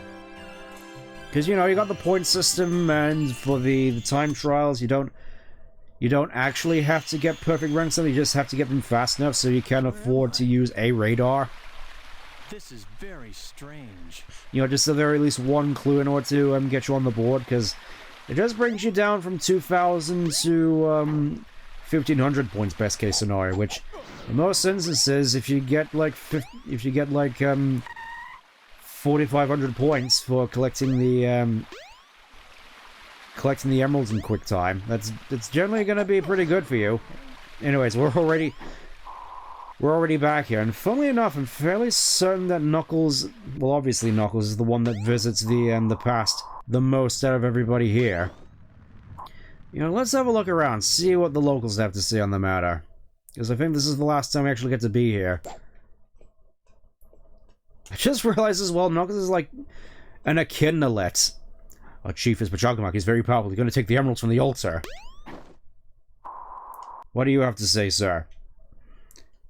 We don't care about the Chow. We didn't need to get past that mysterious barrier to get the emeralds. Ah, yes. Just, apparently now there's a barrier. This is the first time I'm hearing about it. So, any more? What do you have to say, sir? He's awesome. He controls... Ah, yes. Late 90s vernacular from this ancient Mayan echidna tribe. Except the altar. The Chow live there and have built a little world of their own. Wait, you mean that Chow actually built the altar? I don't remember that.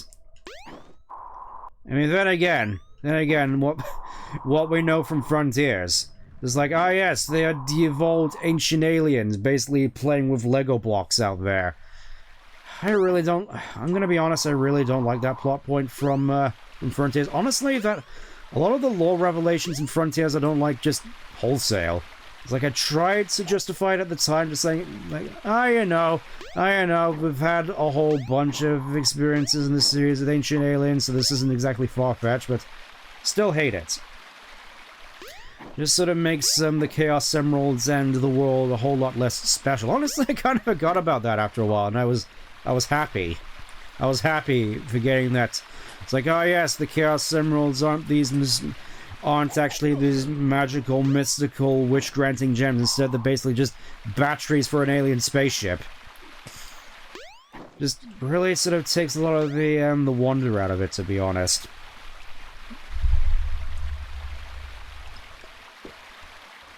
Just had to take another swig.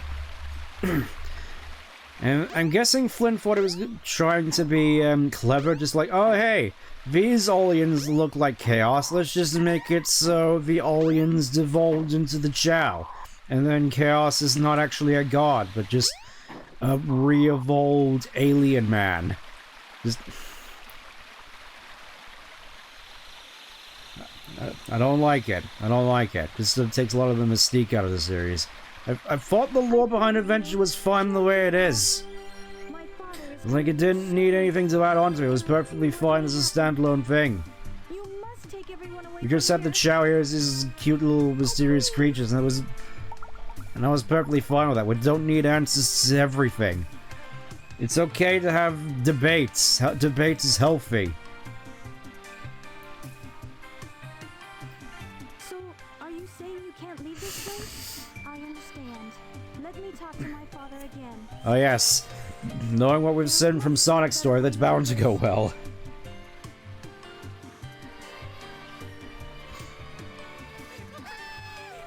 Don't worry, my friends. I won't let you down. I must do something. Oh yes, and even here we're getting... I do find it funny how a lot of these voice lines from Zakar were just reused for Adventure 2's multiplayer. It's like, I know, that makes sense, I guess. That makes sense for like a an opening battle quote, I guess. Let's just throw that in there. That works. What? I'm back in front of the altar. Which altar, though? I can only assume that he moved the master around out here, so at the release he gets like a panoramic view. Because I'm guessing being cooped up in Hidden Palace isn't exactly healthy for a kid like him. I mean, I'd certainly hate it. You know, just being stuck in the bottom of a volcano for like years at a time. I mean, yeah, he does treasure hunting in the meantime, but surely just treasure hunting in Hidden Palace. There's only so many places you can look. Also, I still find it weird nowadays, just looking at Knuckles' shovel claws. It feels as though they just constantly clip into one another, so it looks like the inside of Knuckles' gloves looks inconsistent most of the time, where it's like thin in one cutscene and just encompassing most of Knuckles' palm in the other. Look. It's Eggman's flying fortress. And it's really low res for some reason. Must be. It's like, look at that, it doesn't even have any textures on it. It really does look like it's made of rubber. But I don't know where that ship is. Oh, suddenly, Gamma. Like, I have no idea what Gamma's doing here, but I guess he's... Yeah, what is Gamma doing here? I thought he wasn't supposed to be, like, activated yet. I thought he was still supposed to be cooped up in the base. I know. I'll follow it back to Eggman's base. And I'll do it right now. Very slowly. Gotta wait for these awkward pauses. Because these cutscenes were made in RPG Maker. Yeah. I can definitely see why people want a remake of this game, just so we could get actual decent presentation for it, because the actual story that's being told is definitely one of my favorites in the series, but at the same time, it's just... The presentation really is rough sometimes, and you can really feel it with Knuckles here. Anyways. Don't think there's anything stopping us now. Don't think there's anything stopping us from just climbing in this minecart. I'm fairly certain Knuckles actually has a decent climbing speed on ladders. I mean, not that you need it. Let's have a look-see. Let's have a look-see. Yeah, that's fairly respectable, but at the same time, you could just do this. It's like Knuckles is the only character that doesn't actually need ladders. He can navigate a brute carrier just fine. Also, really gotta love that pop, and it really is like we're playing Frontiers. That's not where I came in, but alright. Moving there slowly. I will admit, I definitely do like how Eggman's base looks from the outside. It really reminds me of Robotropolis / Eggman Land from the OVA with all the lights. Obviously, it looks better at night. So it makes me wonder how those light beams even work in the daytime. Those must be some pretty powerful light bulbs he's got in there. Especially for 1998.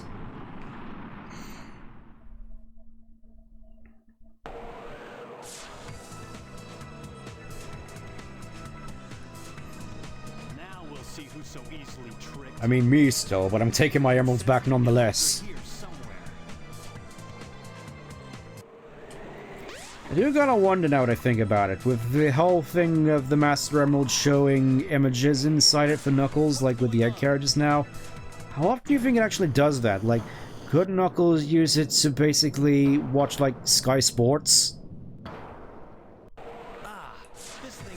It's like, oh yes, this whole guarding situation is getting boring. Hey, Master Emerald, put some football on for me to pass the time. I need to watch Chelsea get thrashed again. Or something to that effect. I will admit, definitely not the sort that really keeps up with a lot of the sports ball. So yeah, you'll have to bear with me on that. Anyways, we do that because when it goes into battle mode, it drains the swimming pool. I mean, it's a good thing that Robotnik is the only one using this thing, because I need to be that guy who's just up on the diving board here. So it's like, oh yes, watch me do this epic dive into the pool, and then the water just drains and he cracks his neck open. Just horrible way to go. Of course, there's an emblem over here. Designed for Knuckles to get, basically, and down here we go. I sense the Master Emerald. It can't be far from here. This is a small reminder that yes, this is the right way to go, even though you can only go in here as Knuckles. Looks as though you can climb out of the map through that, gonna be honest. Anyways, conveniently placed door into the sky deck. If I can climb down. Okay, and now we get to arguably one of the more jank levels in the game. And arguably my least favorite. I mean, it's my least favorite in general, but in terms of treasure hunting levels, I find this one, well, it's definitely ambitious. It'd definitely be one of the more annoying. The main gimmick, obviously, being that you have to tilt the ship in order to open up certain areas for you to be able to get Master Emerald pieces. I think this is also an explanation as to why exactly this area was tilting so much in Sonic's playthrough. The story was like, ah yes, for some reason gravity, I guess Robotnik forgot to pay the gravity bill, huh? Alright, time to showcase my maximum... Okay, that works, I guess. I was gonna say, it's time to showcase off the maximum heat Knuckles attack. Oh. I'm guessing it's in this cannon. There we go. That was actually kind of quick. I'm kind of surprised. That could have gone a lot worse. Also, yeah. Knuckles gets his own version of the light attack here. It's nowhere near as useful. Robotnik is actually spinning the ship. I mean, given Sonic basically just tore off, like, well, Robotnik just tore off, like, a whole segment of the egg carriage just to get rid of Sonic. Also, Knuckles, why are you sliding? Slide to the left. Slide to the right. One hop this time. Two hops this time. Oh no, not again. What is the meaning of this? Yeah, I'm fairly certain this cutscene is actually broken in the DX version, because I'm fairly certain it actually has, like, camera angle showcasing... It's like, oh, it's a relatively peaceful night where Knuckles is just orange.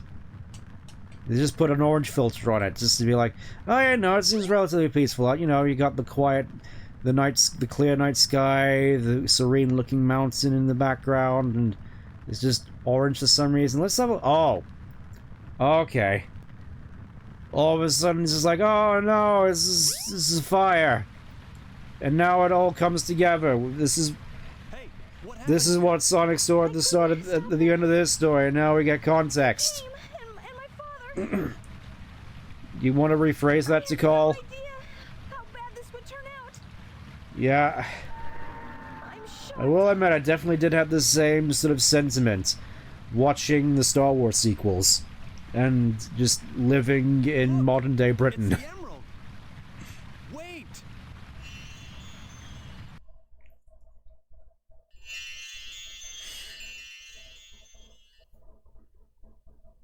Is this a dream? It's more like a nightmare. Ha ha ha, 90s dialogue. Thanks a bunch, memory card. Again, Mem Card Pro. Got it just so that I could save all my stuff on an SD card, and then I still keep constantly getting this pop-up. Thanks a bunch, game. Money well spent.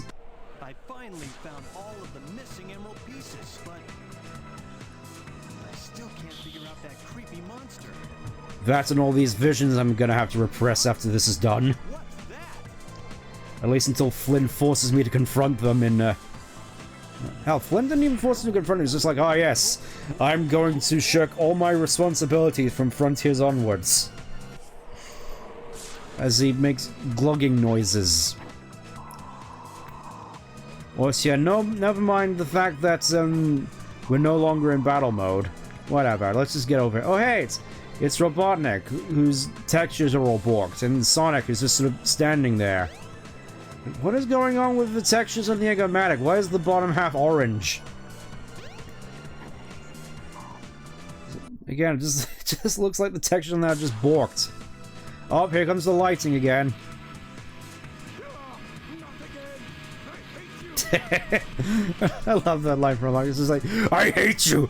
You're the reason I'm unhappy! I finally figured it all out! It's not my fault! If the reason I'm unhappy is you! It's all of you! It's the whole world! I'd better let Sonic handle it from here. He'll do okay. Yeah. Well, I guess my job's done here. Knuckles, you didn't do anything. I know. Oh, and I guess just, this is kind of awkward, isn't it? Just like Chaos is just like, guys, I'm still here. Sonic didn't actually kill me or anything, just sort of standing here. I will say, it did perform pretty quickly. Also, behold, apparently Sonic's fight with Chaos 6 was so harrowing and awesome that it broke half of the stage. This is like their attempt to make this fight harder. And he still has a lot of all these sort of weird ice... There's still all these ice bombs Robotnik left lying around still. I want to see what the maximum heat attack does here. If I can get it to work. Okay, it still does double damage, good to know. Again, just, the maximum heat Knuckles attack compared to the light speed attack feels a lot more temperamental. If that makes any sense. It feels like just stepping on a different surface will just cancel it out. Wonder what inspired the Mission Impossible? That's a good question, actually. Anyways. Yeah, there's a whole lot more to that fight, but again, just like with Sonic, you just two-shot him with the maximum heat attack, which is nice. What's left now is to return the Master Emerald safely to my island. And you know what? I'm taking these 6 emeralds with me, because why not?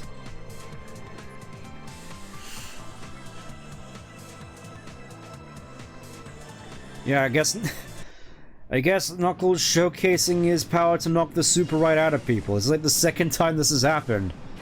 It's like he knocked the super out of Sonic and stole the emeralds, and then he did the same with Chaos. It's kind of weird that he didn't do that again anytime after this. I think it would have helped. Anyways, it's time for Knuckles to repress all these harrowing memories and get back to his day job of sleeping. Because apparently that's all he does up here.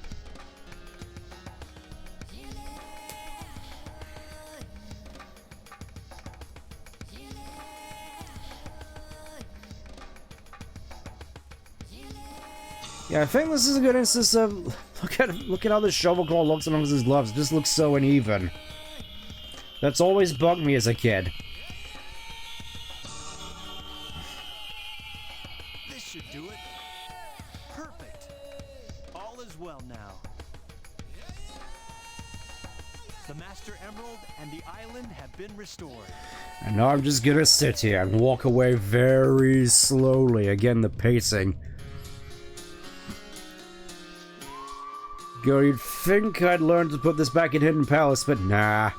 Nah, it's a beautiful day outside. Do you think he just puts the Master Emeralds in the Hidden Palace when it starts to rain? And then again, the island's usually up above the clouds, so I guess it never rains. Kinda weird now I think about it. It's just like, he's up above the clouds where it never rains, and yet we still get like lush forests and jungles. Make it make sense. Good job. Thanks a bunch. It's went by a lot smoother and quicker than I was anticipating, to be honest. I think I really got lucky with the emerald spawns. I say as though I'm speed running when I'm not. Guarding the Master Emerald again. Well, I say that I'm mostly just sleeping. I may not know the whole story behind this, but perhaps it's better that Oh, way. I wonder what that star is. I'm at Also, peace once more. I think this is basically the whole example that people bring up when they say that Knuckles is best suited off as more of a solitary, introspective character. This is generally considered one of Knuckles' best stories for a reason, at least game-wise. You know, where he's on his own, more so just sort of interacting with the world, occasionally interacting with other characters in the story, but generally speaking, just going on more introspective quests, and I do kind of miss that. It just adds a whole different layer to the storytelling of the series. It makes it a lot more. I feel that's one thing I definitely respect from this game. Just how sort of varied the stories are, where they go for whole different things. I mean, obviously Sonic's whole ordeal is just like general what you'd expect from a Sonic, and just like beat Robotnik at the end. Tails is more so him learning to step out of Sonic's shadow. Amy's is more sort of coming into her own and actually realizing, oh hey, I can actually hold my own in an adventure. Gamma's is obviously existential, Knuckles is introspective, and then Big is just comedy. I think that's just sort of the strength that having these different like story campaigns has. Having all that sort of being able to have that different variety in the stories you can tell, as opposed to nowadays, which is one story, take it or leave it.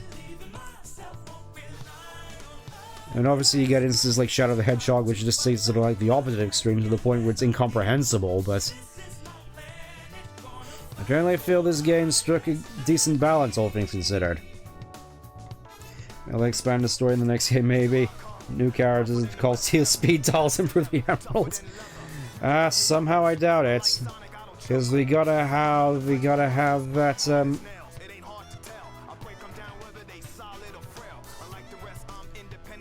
we gotta have that status quo, just I'm trying to remember the phrase. We gotta have that status quo, which every character just, comes back to, where nobody's allowed to really grow in any meaningful way. I mean, outside of the sort of superficial battle shonen power-ups. And even then, I'm fairly certain that, we're not gonna be seeing them again in sort of a impactful way. It's mostly just gonna be, oh yes, this is the thing which is a step up from Super Sonic at the end of the game, which you use once and never again.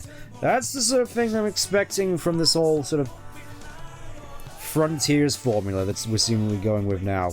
It's like, oh yes, every world basically ends with what would basically be the final boss in any other game, and then when you actually get to the final boss, you get yourself a new form, which you use only for that fight, and then it's gone forever.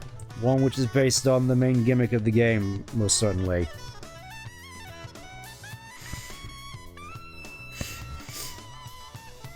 Also, yeah, generally speaking, I do think I prefer this version of Knuckles' theme compared to the SA2 one. Just, generally feels like more easy listening, with, obviously, the sax. I mean, not to say the SA2 version is bad, just generally find this one a lot more comforting. Classic theme still the best in my... Yeah, you can definitely tell, because they brought it back in Crossworlds for Knuckles' main theme.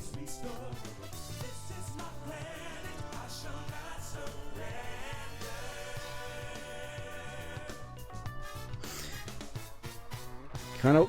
What happened to the lighting in this screenshot? It's like, oh yes, everything is red except for us. I mean, part of me does kind of wish that they do bring back all the sort of like main themes, though. I feel that really only makes sense for everybody except for Sonic, because obviously Sonic generally has a new theme for each game depending on what that game's sort of theme and tone is. At the very least, it's sort of been the main thing since like 06. Heroes, maybe you want to count that. Anyways. enough of my Again, gonna have to look at this memory card. Probably do a major comeback with all the themes. Maybe. I don't... It's just... As of right now, we haven't actually seen anything with regards to what the next game is going to be. I mean, obviously, there's been not nearly as much of the content drop compared to the in-between of Forces and Frontiers, but I'm not sure if I have much to hold out hope for. Anniversary and all... Well, basically every mainline Sonic game is an anniversary title at this point. Anyways, we've done all the main stories, and now it's time for the last one. It's time for the legendary Super Saiyan. It doesn't have any tutorials on him or anything. He doesn't have any instructions. Also, yeah, you can just go and... Oh yeah, I forgot it, to showcase Knuckles' instructions. Let's do that real quick. I mean, we've already beaten the game anyway, so... Once again... Me, Knuckles. Using his Dreamcast model in a background which I think that's supposed to be Red Mountain, or... I mean, given the fences, I think it's Red Mountain. It looks more like Windy Valley from my stance. Maximum heat attack. Also, yeah, as you proceed through the game, you get more instructions relating to their added abilities. Okay, this is Red Mountain.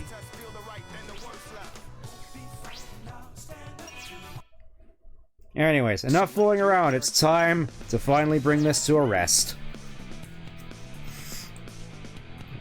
With arguably one of the most iconic scenes in the series. Yeah, kinda crazy how Big managed to land that. All things considered. You know, obviously considering it doesn't have any landing gear. Kind of a miracle even survived a landing like that, to be honest. Also, I think I mentioned this before. This particular section right here never made sense to me. It's gonna be fairly obvious as to why in a bit.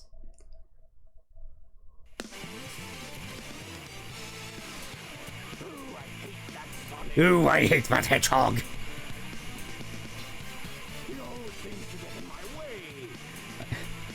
It's like last time we saw him, he was like plummeting to his death in the ocean areas, just sulking in the jungle.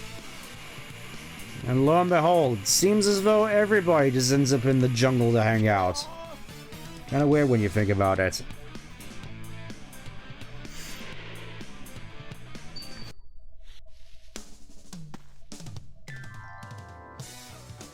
The Master Emerald is where it belongs. But Angel Island is still falling. Yeah, and I don't Make any sense. Yes, it doesn't, Knuckles. And I don't think we actually get a proper explanation for it. It's just Knuckles hypothesizing that the Emeralds did it, which, I mean... To be fair, the island was grounded when the, Actually, the Angel Island was still afloat in Knuckles' campaign in Free and Knuckles, and the Chaos Emeralds are still there, so... Yeah, I don't really get it either. Just saunters up to me like, hello, hello, hello. This is terrible. Chaos Is what?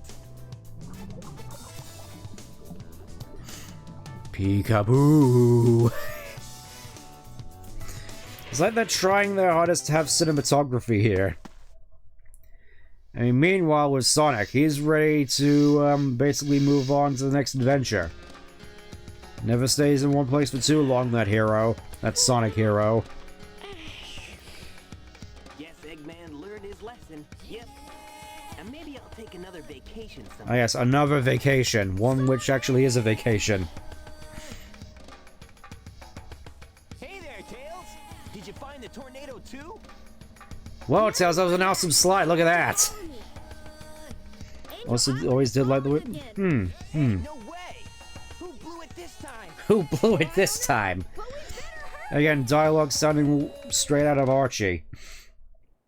Tails does his best moonwalk. Yeah, exactly. And of course, once again, we're still stuck playing as Sonk. Before anything else, though, I kind of want to see something in Station Square. We're gonna talk to the people one more time, and then we'll get on with the plot, because I don't think there's anything necessarily, no matter how awful it gets, my daughter's smile makes it better. I gotta work hard again today, come on. Oh, this is the girl's dad. He finally made it home, and now he's going off again. Hey, like always, I'm heading to work. Oh, sure, work, work, work. Yeah, me and you too, buddy. Me and you too. You gotta hate it. What about you, little child? What about you? I thought off work. I hope he comes home early for once. Honestly, I'm not hoping that, knowing what happens next. My wonderful building will last forever! Keep that in mind, because, ooh.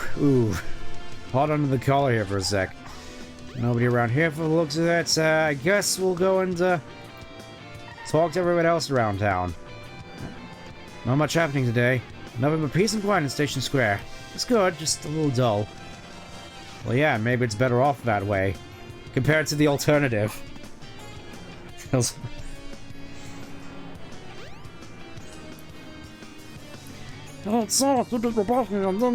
Yep. Yeah, I hit the jackpot again today, now I can't... Oh, yes. Let's go gambling! I can't stop winning! I can't stop winning! Oh, dang it!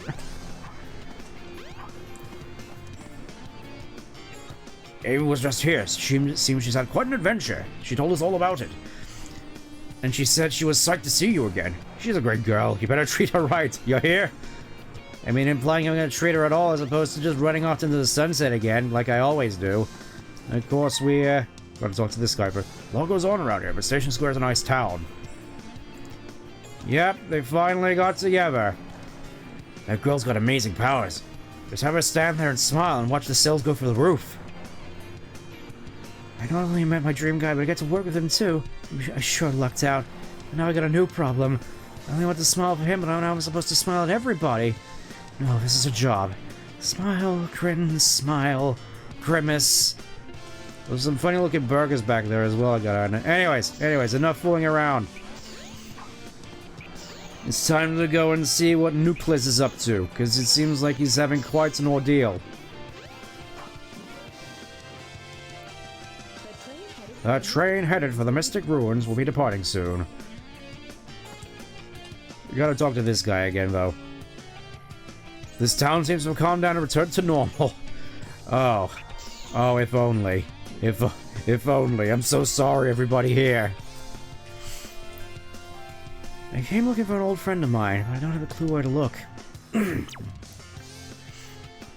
What's been going on lately? We don't have many customers. I'm sure after a while this place will fill up. I mean, I guess that's one way of putting it, filling up. Every train station staff gets a day off. I love how easy it is to get paid vacation time. I mean, I'd sure love to be paid vacation time. Oh, hello. I don't know what happened, but no one's around. I'll just get a good time and go home. It's like, oh yes, just sit here, having a tan, a good nap, avoiding sunburn, forget about all your worries. Sounds good right about now, you know, in February. And I say that, and then again, I'd be happy with any day, with any time of the week, any time of the year, any month, any day, any month, any... I'm starting to lose my mind, I think. The tiredness is kicking in. These people sure are having a great day. Guys were so disappointed that as they hit home, everything they worked out so hard for is gone. And little do they know that we hold all the answers and they don't. So yeah, if it wasn't obvious already, Angel Island was originally part of the Mystic Ruins. I think a good showcase here. May as well showcase off, because I think I've already showcased this in past Sonic Adventure streams. I may as well just showcase it here. Did you know? I mean, if it wasn't already obvious given the layout of Angel Island and the Ancient Echidna Temple. Yeah, that massive hole which Eggman's base is in. That was originally where Angel Island was before it got pulled into the sky. That was his original resting place. Makes me wonder if it'll ever return there. Probably not. And then again, one thing which I'll always point out We never actually get to see this island return to the sky once this adventure is over. It's just... we never get resolution on this. It's just... I guess the island is permanently grounded until the writers forgot that little detail. Like everything else in this series. And it makes sense that the island would be grounded for... well, permanently grounded from this game onwards, because that would explain why Rouge would swoop in and steal the Master Emerald in Adventure 2 directly after this game. Anyways, gotta go over here. Oh, now you show up, Tails. Where were you this whole time? Waiting for you to stop messing around in Station Square. Sorry. Knuckles and Eggman, what happened here? And why are you acting like you're about to die, Knuckles? You look perfectly fine to me. Chaos is still alive. What? I mean, I wasn't sure what else to expect. I figured he'd just crawl off into a hole somewhere. Hey, Eggman, wait up! I wonder where he's going in such a huff. Chaos is a fearsome beast. If he gets that last Chaos Emerald, we're done for. I don't know, Knuckles. I beat him once, I can beat him again. Tails? Just gotta get Eggman to throw some ice bombs at him some more. That worked out swimmingly first time. Oh, never mind, we're getting flashbanged. Again, another cutscene that's borked. It looks familiar. It's not a dream after all. One thing that I do definitely appreciate about the X adaptation of this scene right here is that Knuckles gets brought along for the ride as well. Because, you know, you'd think that Knuckles would deserve to get a little bit of closure on this whole thing. I know he wanted to remain ignorant, but, you know, you'd think that Takal would drag Knuckles into learning the whole truth anyways, as opposed to just handing it off to Sonk. Get out of my way! No way! Did you hear And already the altar is on fire, even though Pachacamac just arrived. people? And they are your For the people, you mean? We must get that emerald! As opposed to just you. His eyes are still closed during this whole thing. Once it starts, you will always want more. Please don't do this. I beg you. Obviously, I do generally prefer the dub, the Japanese audio for this, but... well, the Japanese script more so, but oh... this was still pretty hard-hitting for me as a kid, even with the dub. No...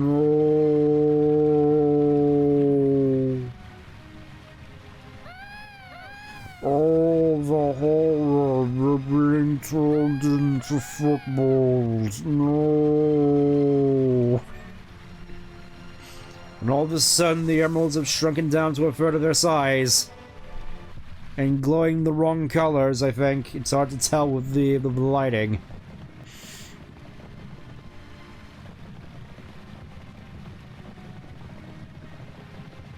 Oh, it's a monster! Ah, it's a monster! The tub is just so funny sometimes. Like, this is supposed to be a harrowing event, and all I'm doing is laughing. Anyways, time for a little bit of game FAQ. Hey, Oh, you alright? give me a little sec. I think so. Yeah, I'm actually here, by the way. I was here when this all happened, and I just stood by and watched. It's like I could have stopped this. Allegedly. Unless this is like a vision, this is time travel, I'm confused. Wait up. Anyways, a little bit of a fun tidbit here from the old Game FAQs Did You Knows of Lore. It's like, did you know, if you stand in the fire like this, if you stand in the fire, you become mighty the armored. If you do this right here, if you stand in the flame like that, ta-da, you're now mighty the armadillo, mighty the armadillos in Sonic Adventure. Yeah, apparently there's people who legitimately thought that. Just people desperate for having these other characters appear in other games. You know, before mods existed. The 7 emeralds are the servers. Chaos is power enriched by the heart. I've heard this speech so many times in various Linkin Park AMVs for Sonic. The 7 emeralds can change our thoughts into power. If this emerald controls that power, please, you must stop him. Flashbang. Sonic, wake up!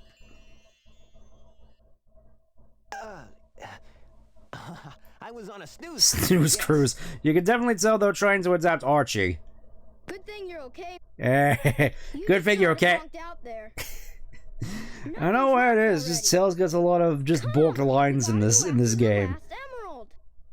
Lead the way. You know, along with him just saying "come" for whatever reason. That doesn't sound right for you, Tails. You're trying to sound mature. You're trying to sound all mature for me. You don't have to do that, Tails. You're like my little brother. You don't have to act super mature. Sonic, I'm trying to assert myself here. I may or may not have thought of Robotnik that was an illusion or something. I don't even know anymore. Let's just get going and find this tornado or whatever. I want to just go to bed. I know it's been a harrowing experience for you, Tails, but we gotta focus. The whole world is at stake, probably, or at the very least... Or at the very least, Station Square is, until Robotnik has to try and get planning permission. I don't think he's gonna succeed in getting that, because that's like a plan of his I won't have to foil. It's like even the great Walt Disney struggled with planning permission. Yeah, but he got it in the end. Shoot! Look, it's the tornado too. Yeah, it is actually looking kind of busted up now that I think about it. One of its wings is just like shredded. There, you see?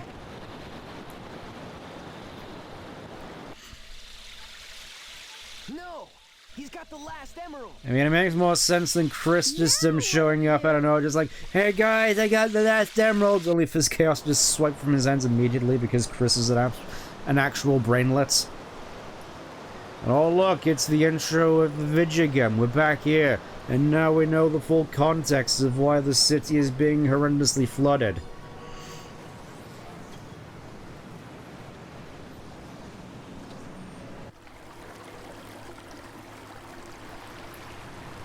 Four turtles and one rat found dead in sewer from drowning.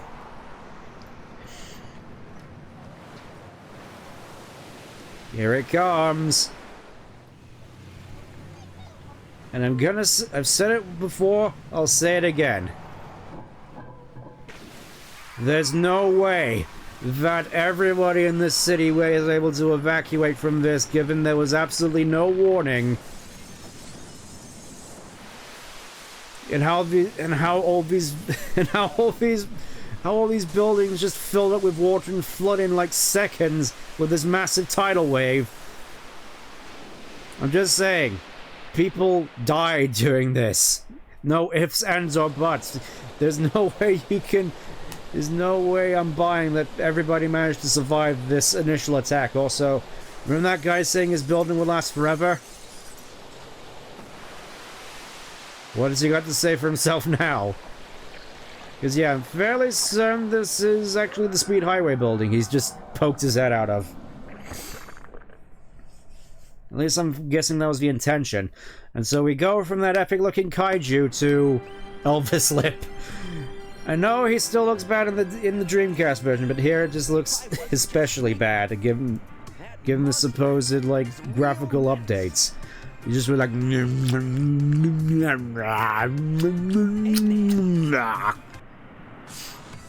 Oh yes, I just so happen to have one of these in my back pocket. As Chaos's tentacles just clip through the buildings. The cool tooth salesman must be a millionaire by now.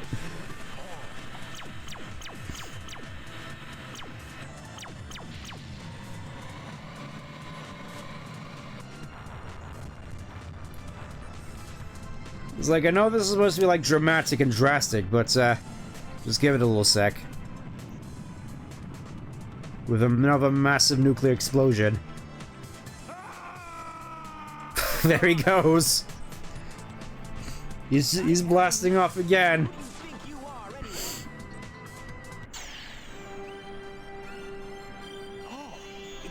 Yes, it's me. I am the voice in your head. I am your conscience.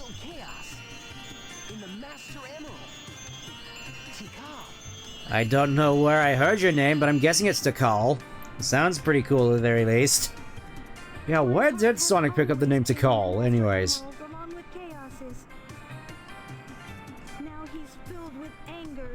I guess anger and sadness lead to fear and suffering and hate and... And the power of many, I guess. Something to do with Freds. That sounds like a lot of hoo-ha to me. Tikal Masala. I don't think she'd take very kindly being called that. Also, oh no, now they're just grey rocks. Now they're all the grey emerald. How can you tell which one is which? How can that help?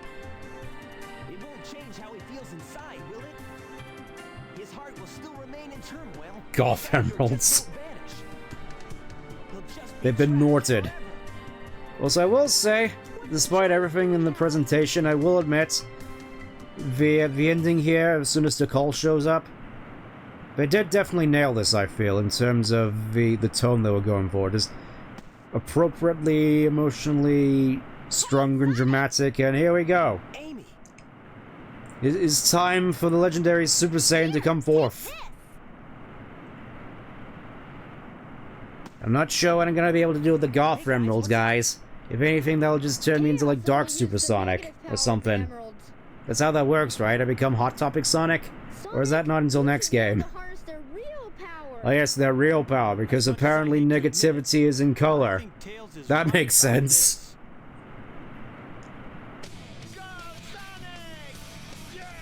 Yes, and now we hear all these voices. Oh, hey, Rouge. All these people that weren't around for a second. Also, I do find it funny that the crowd chanting here is literally just the same Japanese audio that was used for the Tokyo Game Show when this game was first announced. Like, that's adorable, but I do still find it funny that they didn't change it for the dub. It's like, even back then, you really get the sense that Sega and Sonic Team did really appreciate their fan base, as messed up as they could be. And look, it's the most iconic scene. He's literally just standing there in a static pose, but it's still cool nonetheless. It's time. Time for arguably one of the most iconic parts of the entire series. With the music blaring, it's let's rock it. Really, all you need to do here is just keep jumping. Because you handle better in the air, and you're more likely to pick up speed in the air. I think you know how this goes at this point. Was Dark Sonic ever in a game or only in Sonic X? I'm not sure. It's funny, right? Because technically speaking, there are sort of multiple versions of Dark Sonic. Obviously, there's Dark Super Sonic, which was in Sonic X. And then you got Dark Spine Sonic, and I kind of feel compelled to count Where Sonic as a Dark Sonic form now that I think about it, given, you know, he's corrupted by Dark Gaia's influence to become this monstrous version of himself. I'd say that counts as a Dark Sonic. I mean, obviously, it's not a good Dark Sonic, but it's a Dark Sonic nonetheless. Him basically just turning into Sullivan from Monsters Inc. Yeah, that. Yeah, once you figure out you can just jump in order to do that, this fight goes by quite quickly. It's like, oh no, now he's getting serious. You'd think this music would make more sense to play at the start of the fight, just like showcasing that some perfect chaos is a threat, and then changing it to open your heart by the end.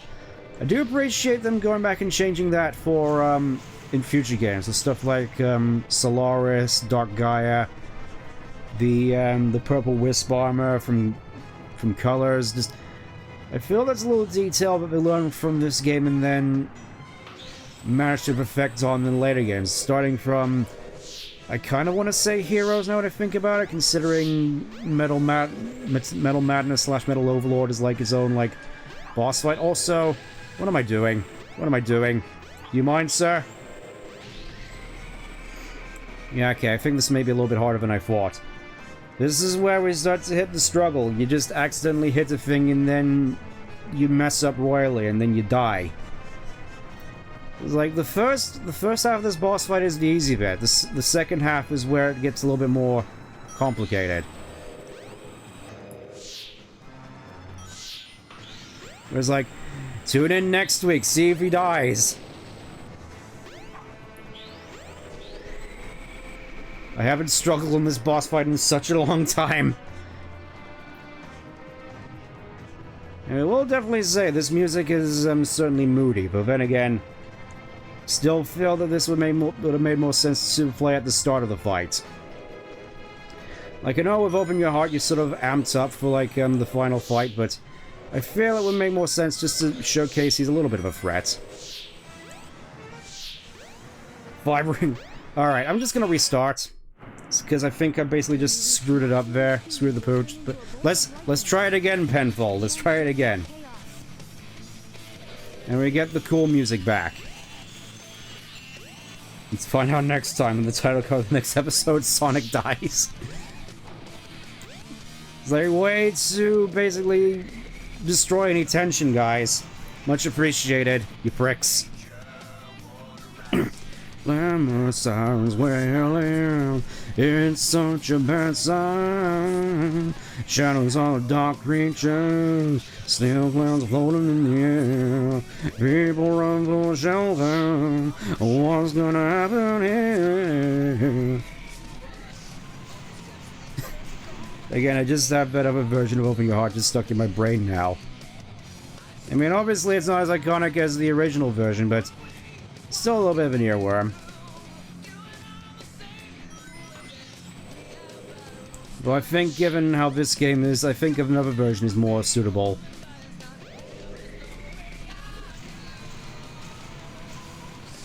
Can't hold on. I feel that particular Steve Gunner version of Open Your Heart has just been memed to high heaven and back, but it is still funny, all things considered. Alright, round 2. Gotta watch out for... Sonic, watch out! That looks like a homing shot! I know, Tails. I've been on the receiving end of them already. See if we're gonna remix... Yeah, and you also get that sort of rare one where it's like, actually, hold on, this one's actually a bit of a bop. What the fluff? You're supposed to be a meme. Why does this actually sound good?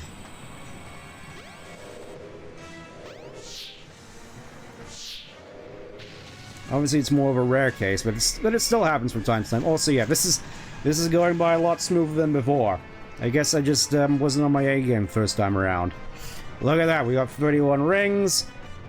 He's on his last legs, except he doesn't have any legs. Whatever. Hey, Chaos, guess what? Looks like your adventure is over.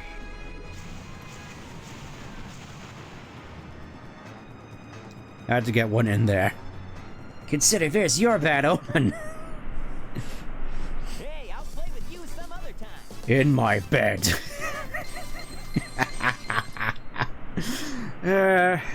This dub sometimes, man. Just so much unintentional humor. And then we get the sad bit, just everything's just been destroyed and Chaos is just very like, what have I done? What have I done? All I've done is cause chaos on the world. Except all my baby brothers are here to support me, even though it's been like 2,000 years. You're not my baby brothers, you're like my ancestors. There's actually interesting consideration. Are these actually the same Chow from Chaos's time, or are they actually just descendants? Because obviously most of them would have just been beaten up and died. Oh, my bad. These are the Chow you were protecting. Okay, I'm guessing they're going with the whole thing of, oh, these are the same Chow which were in the past. Somehow they survived getting kicked by Eggman in the Chow Garden in SA2 all this time.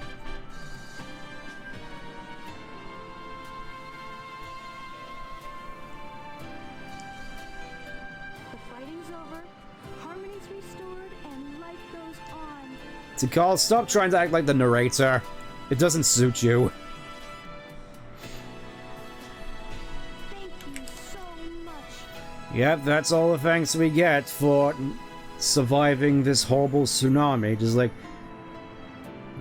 Also, I just I don't want to say just realized. I think it's most apparent here that, Nicole's showing her midriff. So this is going to be I thought this was a nice ending. I hope they bring back Nicole. Personally, I don't, because obviously it's a little bit ambiguous as what happens here. I personally like to think it's like, oh, they moved on to the afterlife finally. Meanwhile, Barney's like, eh, good job, you blue banana head bastard. Away! And then we get the most infamous line of the game.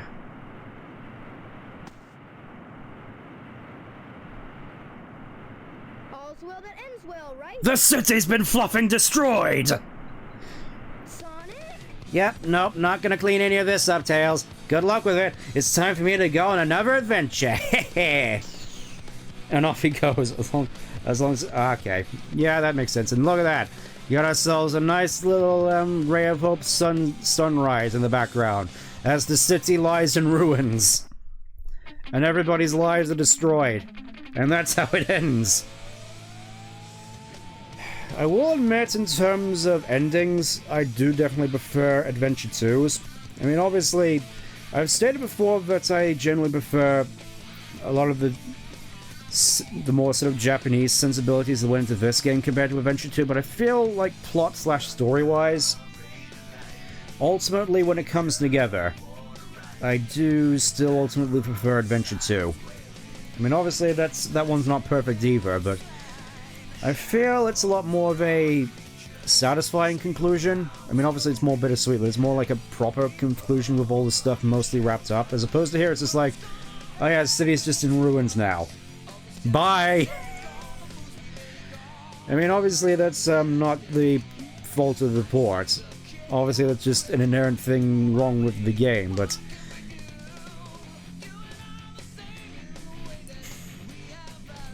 Final thoughts, I guess.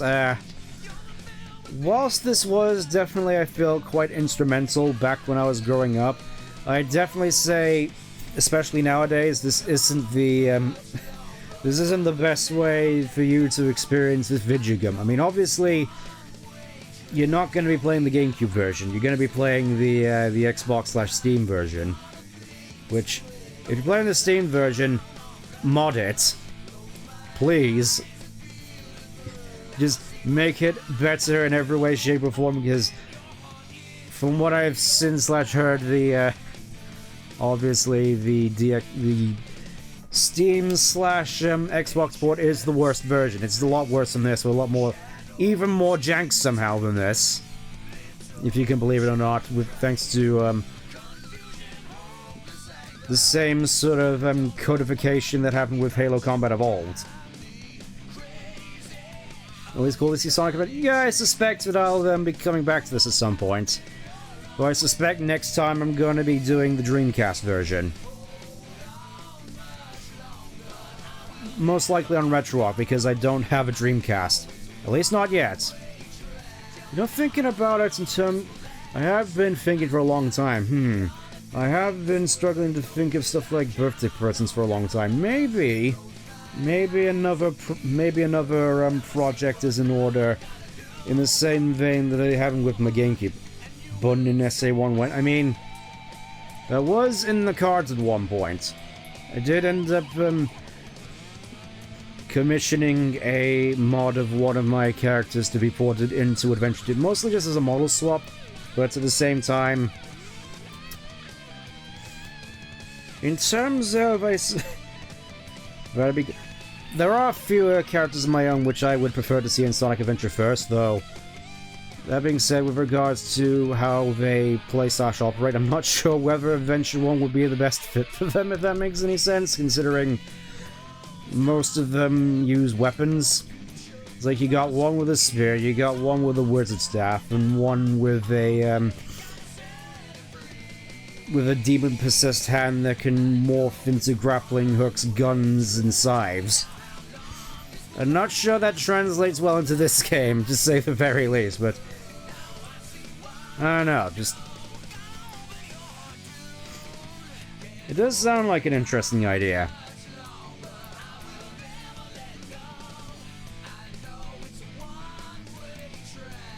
I think, all things considered, This is definitely quite a comfy game for me to come back to, just with the setting, the sort of, dare I say, lower stakes, more sort of down-to-earth setting, just like, oh yes, you're just sort of spending a lot of downtime in a city. And then you can always just come back and just wander around for a bit. And obviously with the DX port there's also mission mode to consider, but I'm not gonna do that. I'm perfectly fine just leaving it here. Surely we could get a PC recompile of Black Knight. That would be pretty awesome. That would be pretty awesome, not gonna lie. And there we go. We get a whole bunch of green Chow with Tikal and Chaos. I don't think that in particular ending screen makes it totally clear. I'm led to assume that's supposed to be Tikal and Chaos back when they were happy. Just so like, aw. As opposed to where they are now, it's just like, they're back in the past, I guess. It's a little bit confusing. Yeah, I just generally feel as though the ending of Adventure leaves a whole bunch of open questions. Which is kind of a shame. It's one of those things, really, where going back through it when it's like, before I start out the game, it's like, oh yes, Adventure is one of my favorite games and stories, and by the end it's just like, am I really sure? I'm really sure that's the case? But was it really nice? Yeah. Generally, I do appreciate that this game does have a lot of heart, even if it is messy in places with regards to its plot. And I think everybody's already made their comments about the gameplay. It's like, Sonic and Tails, I definitely say are the best part, then Knuckles, I definitely say a little bit undercooked. Definitely think that his moveset is a lot more improved in Adventure 2, but obviously you have the radar to consider, which, now that I think about it, I'm not certain as to whether or not that's too big of a deal breaker, all things considered. Obviously, Gamma is still better than the Adventure 2 Max, and well, Amy is, well, she's not terrible. Generally underdeveloped compared to the rest of the cast, but I think that's the point. Anyways, Jank puts some of the best. I think that's it. I think that's a good way of putting it. Anyways, that's enough fooling around for me. So, in terms of what I'm gonna stream next, I was considering doing the classic games via Mega Collection, but a recent fan release that came out like this week, basically, has sort of piqued my interest. I'm probably gonna get into it a little bit late for everybody's taste, but hey, it's gonna be interesting to give it a try. So tune in next week, where I'm gonna be trying out Mega Mix Mania. But until then, that's something to look forward to. Spoiling it at the end. You're probably gonna see it on YouTube as well when the time comes. Anyways, look just so drunk actually looking at. Hold up. There we go. Now I look a little less, Nope. What is going on with my model? I just realized. Just dip. Okay, I think we're there. I think we're there. Anyways, enough from me. I'll see you next time. All good, yeah, just... Again, I only have one monitor, so I'm just looking at my model real quick. So like, what is going on with my eyes? But enough of me. I'll let you go now. Take care. Bye for now.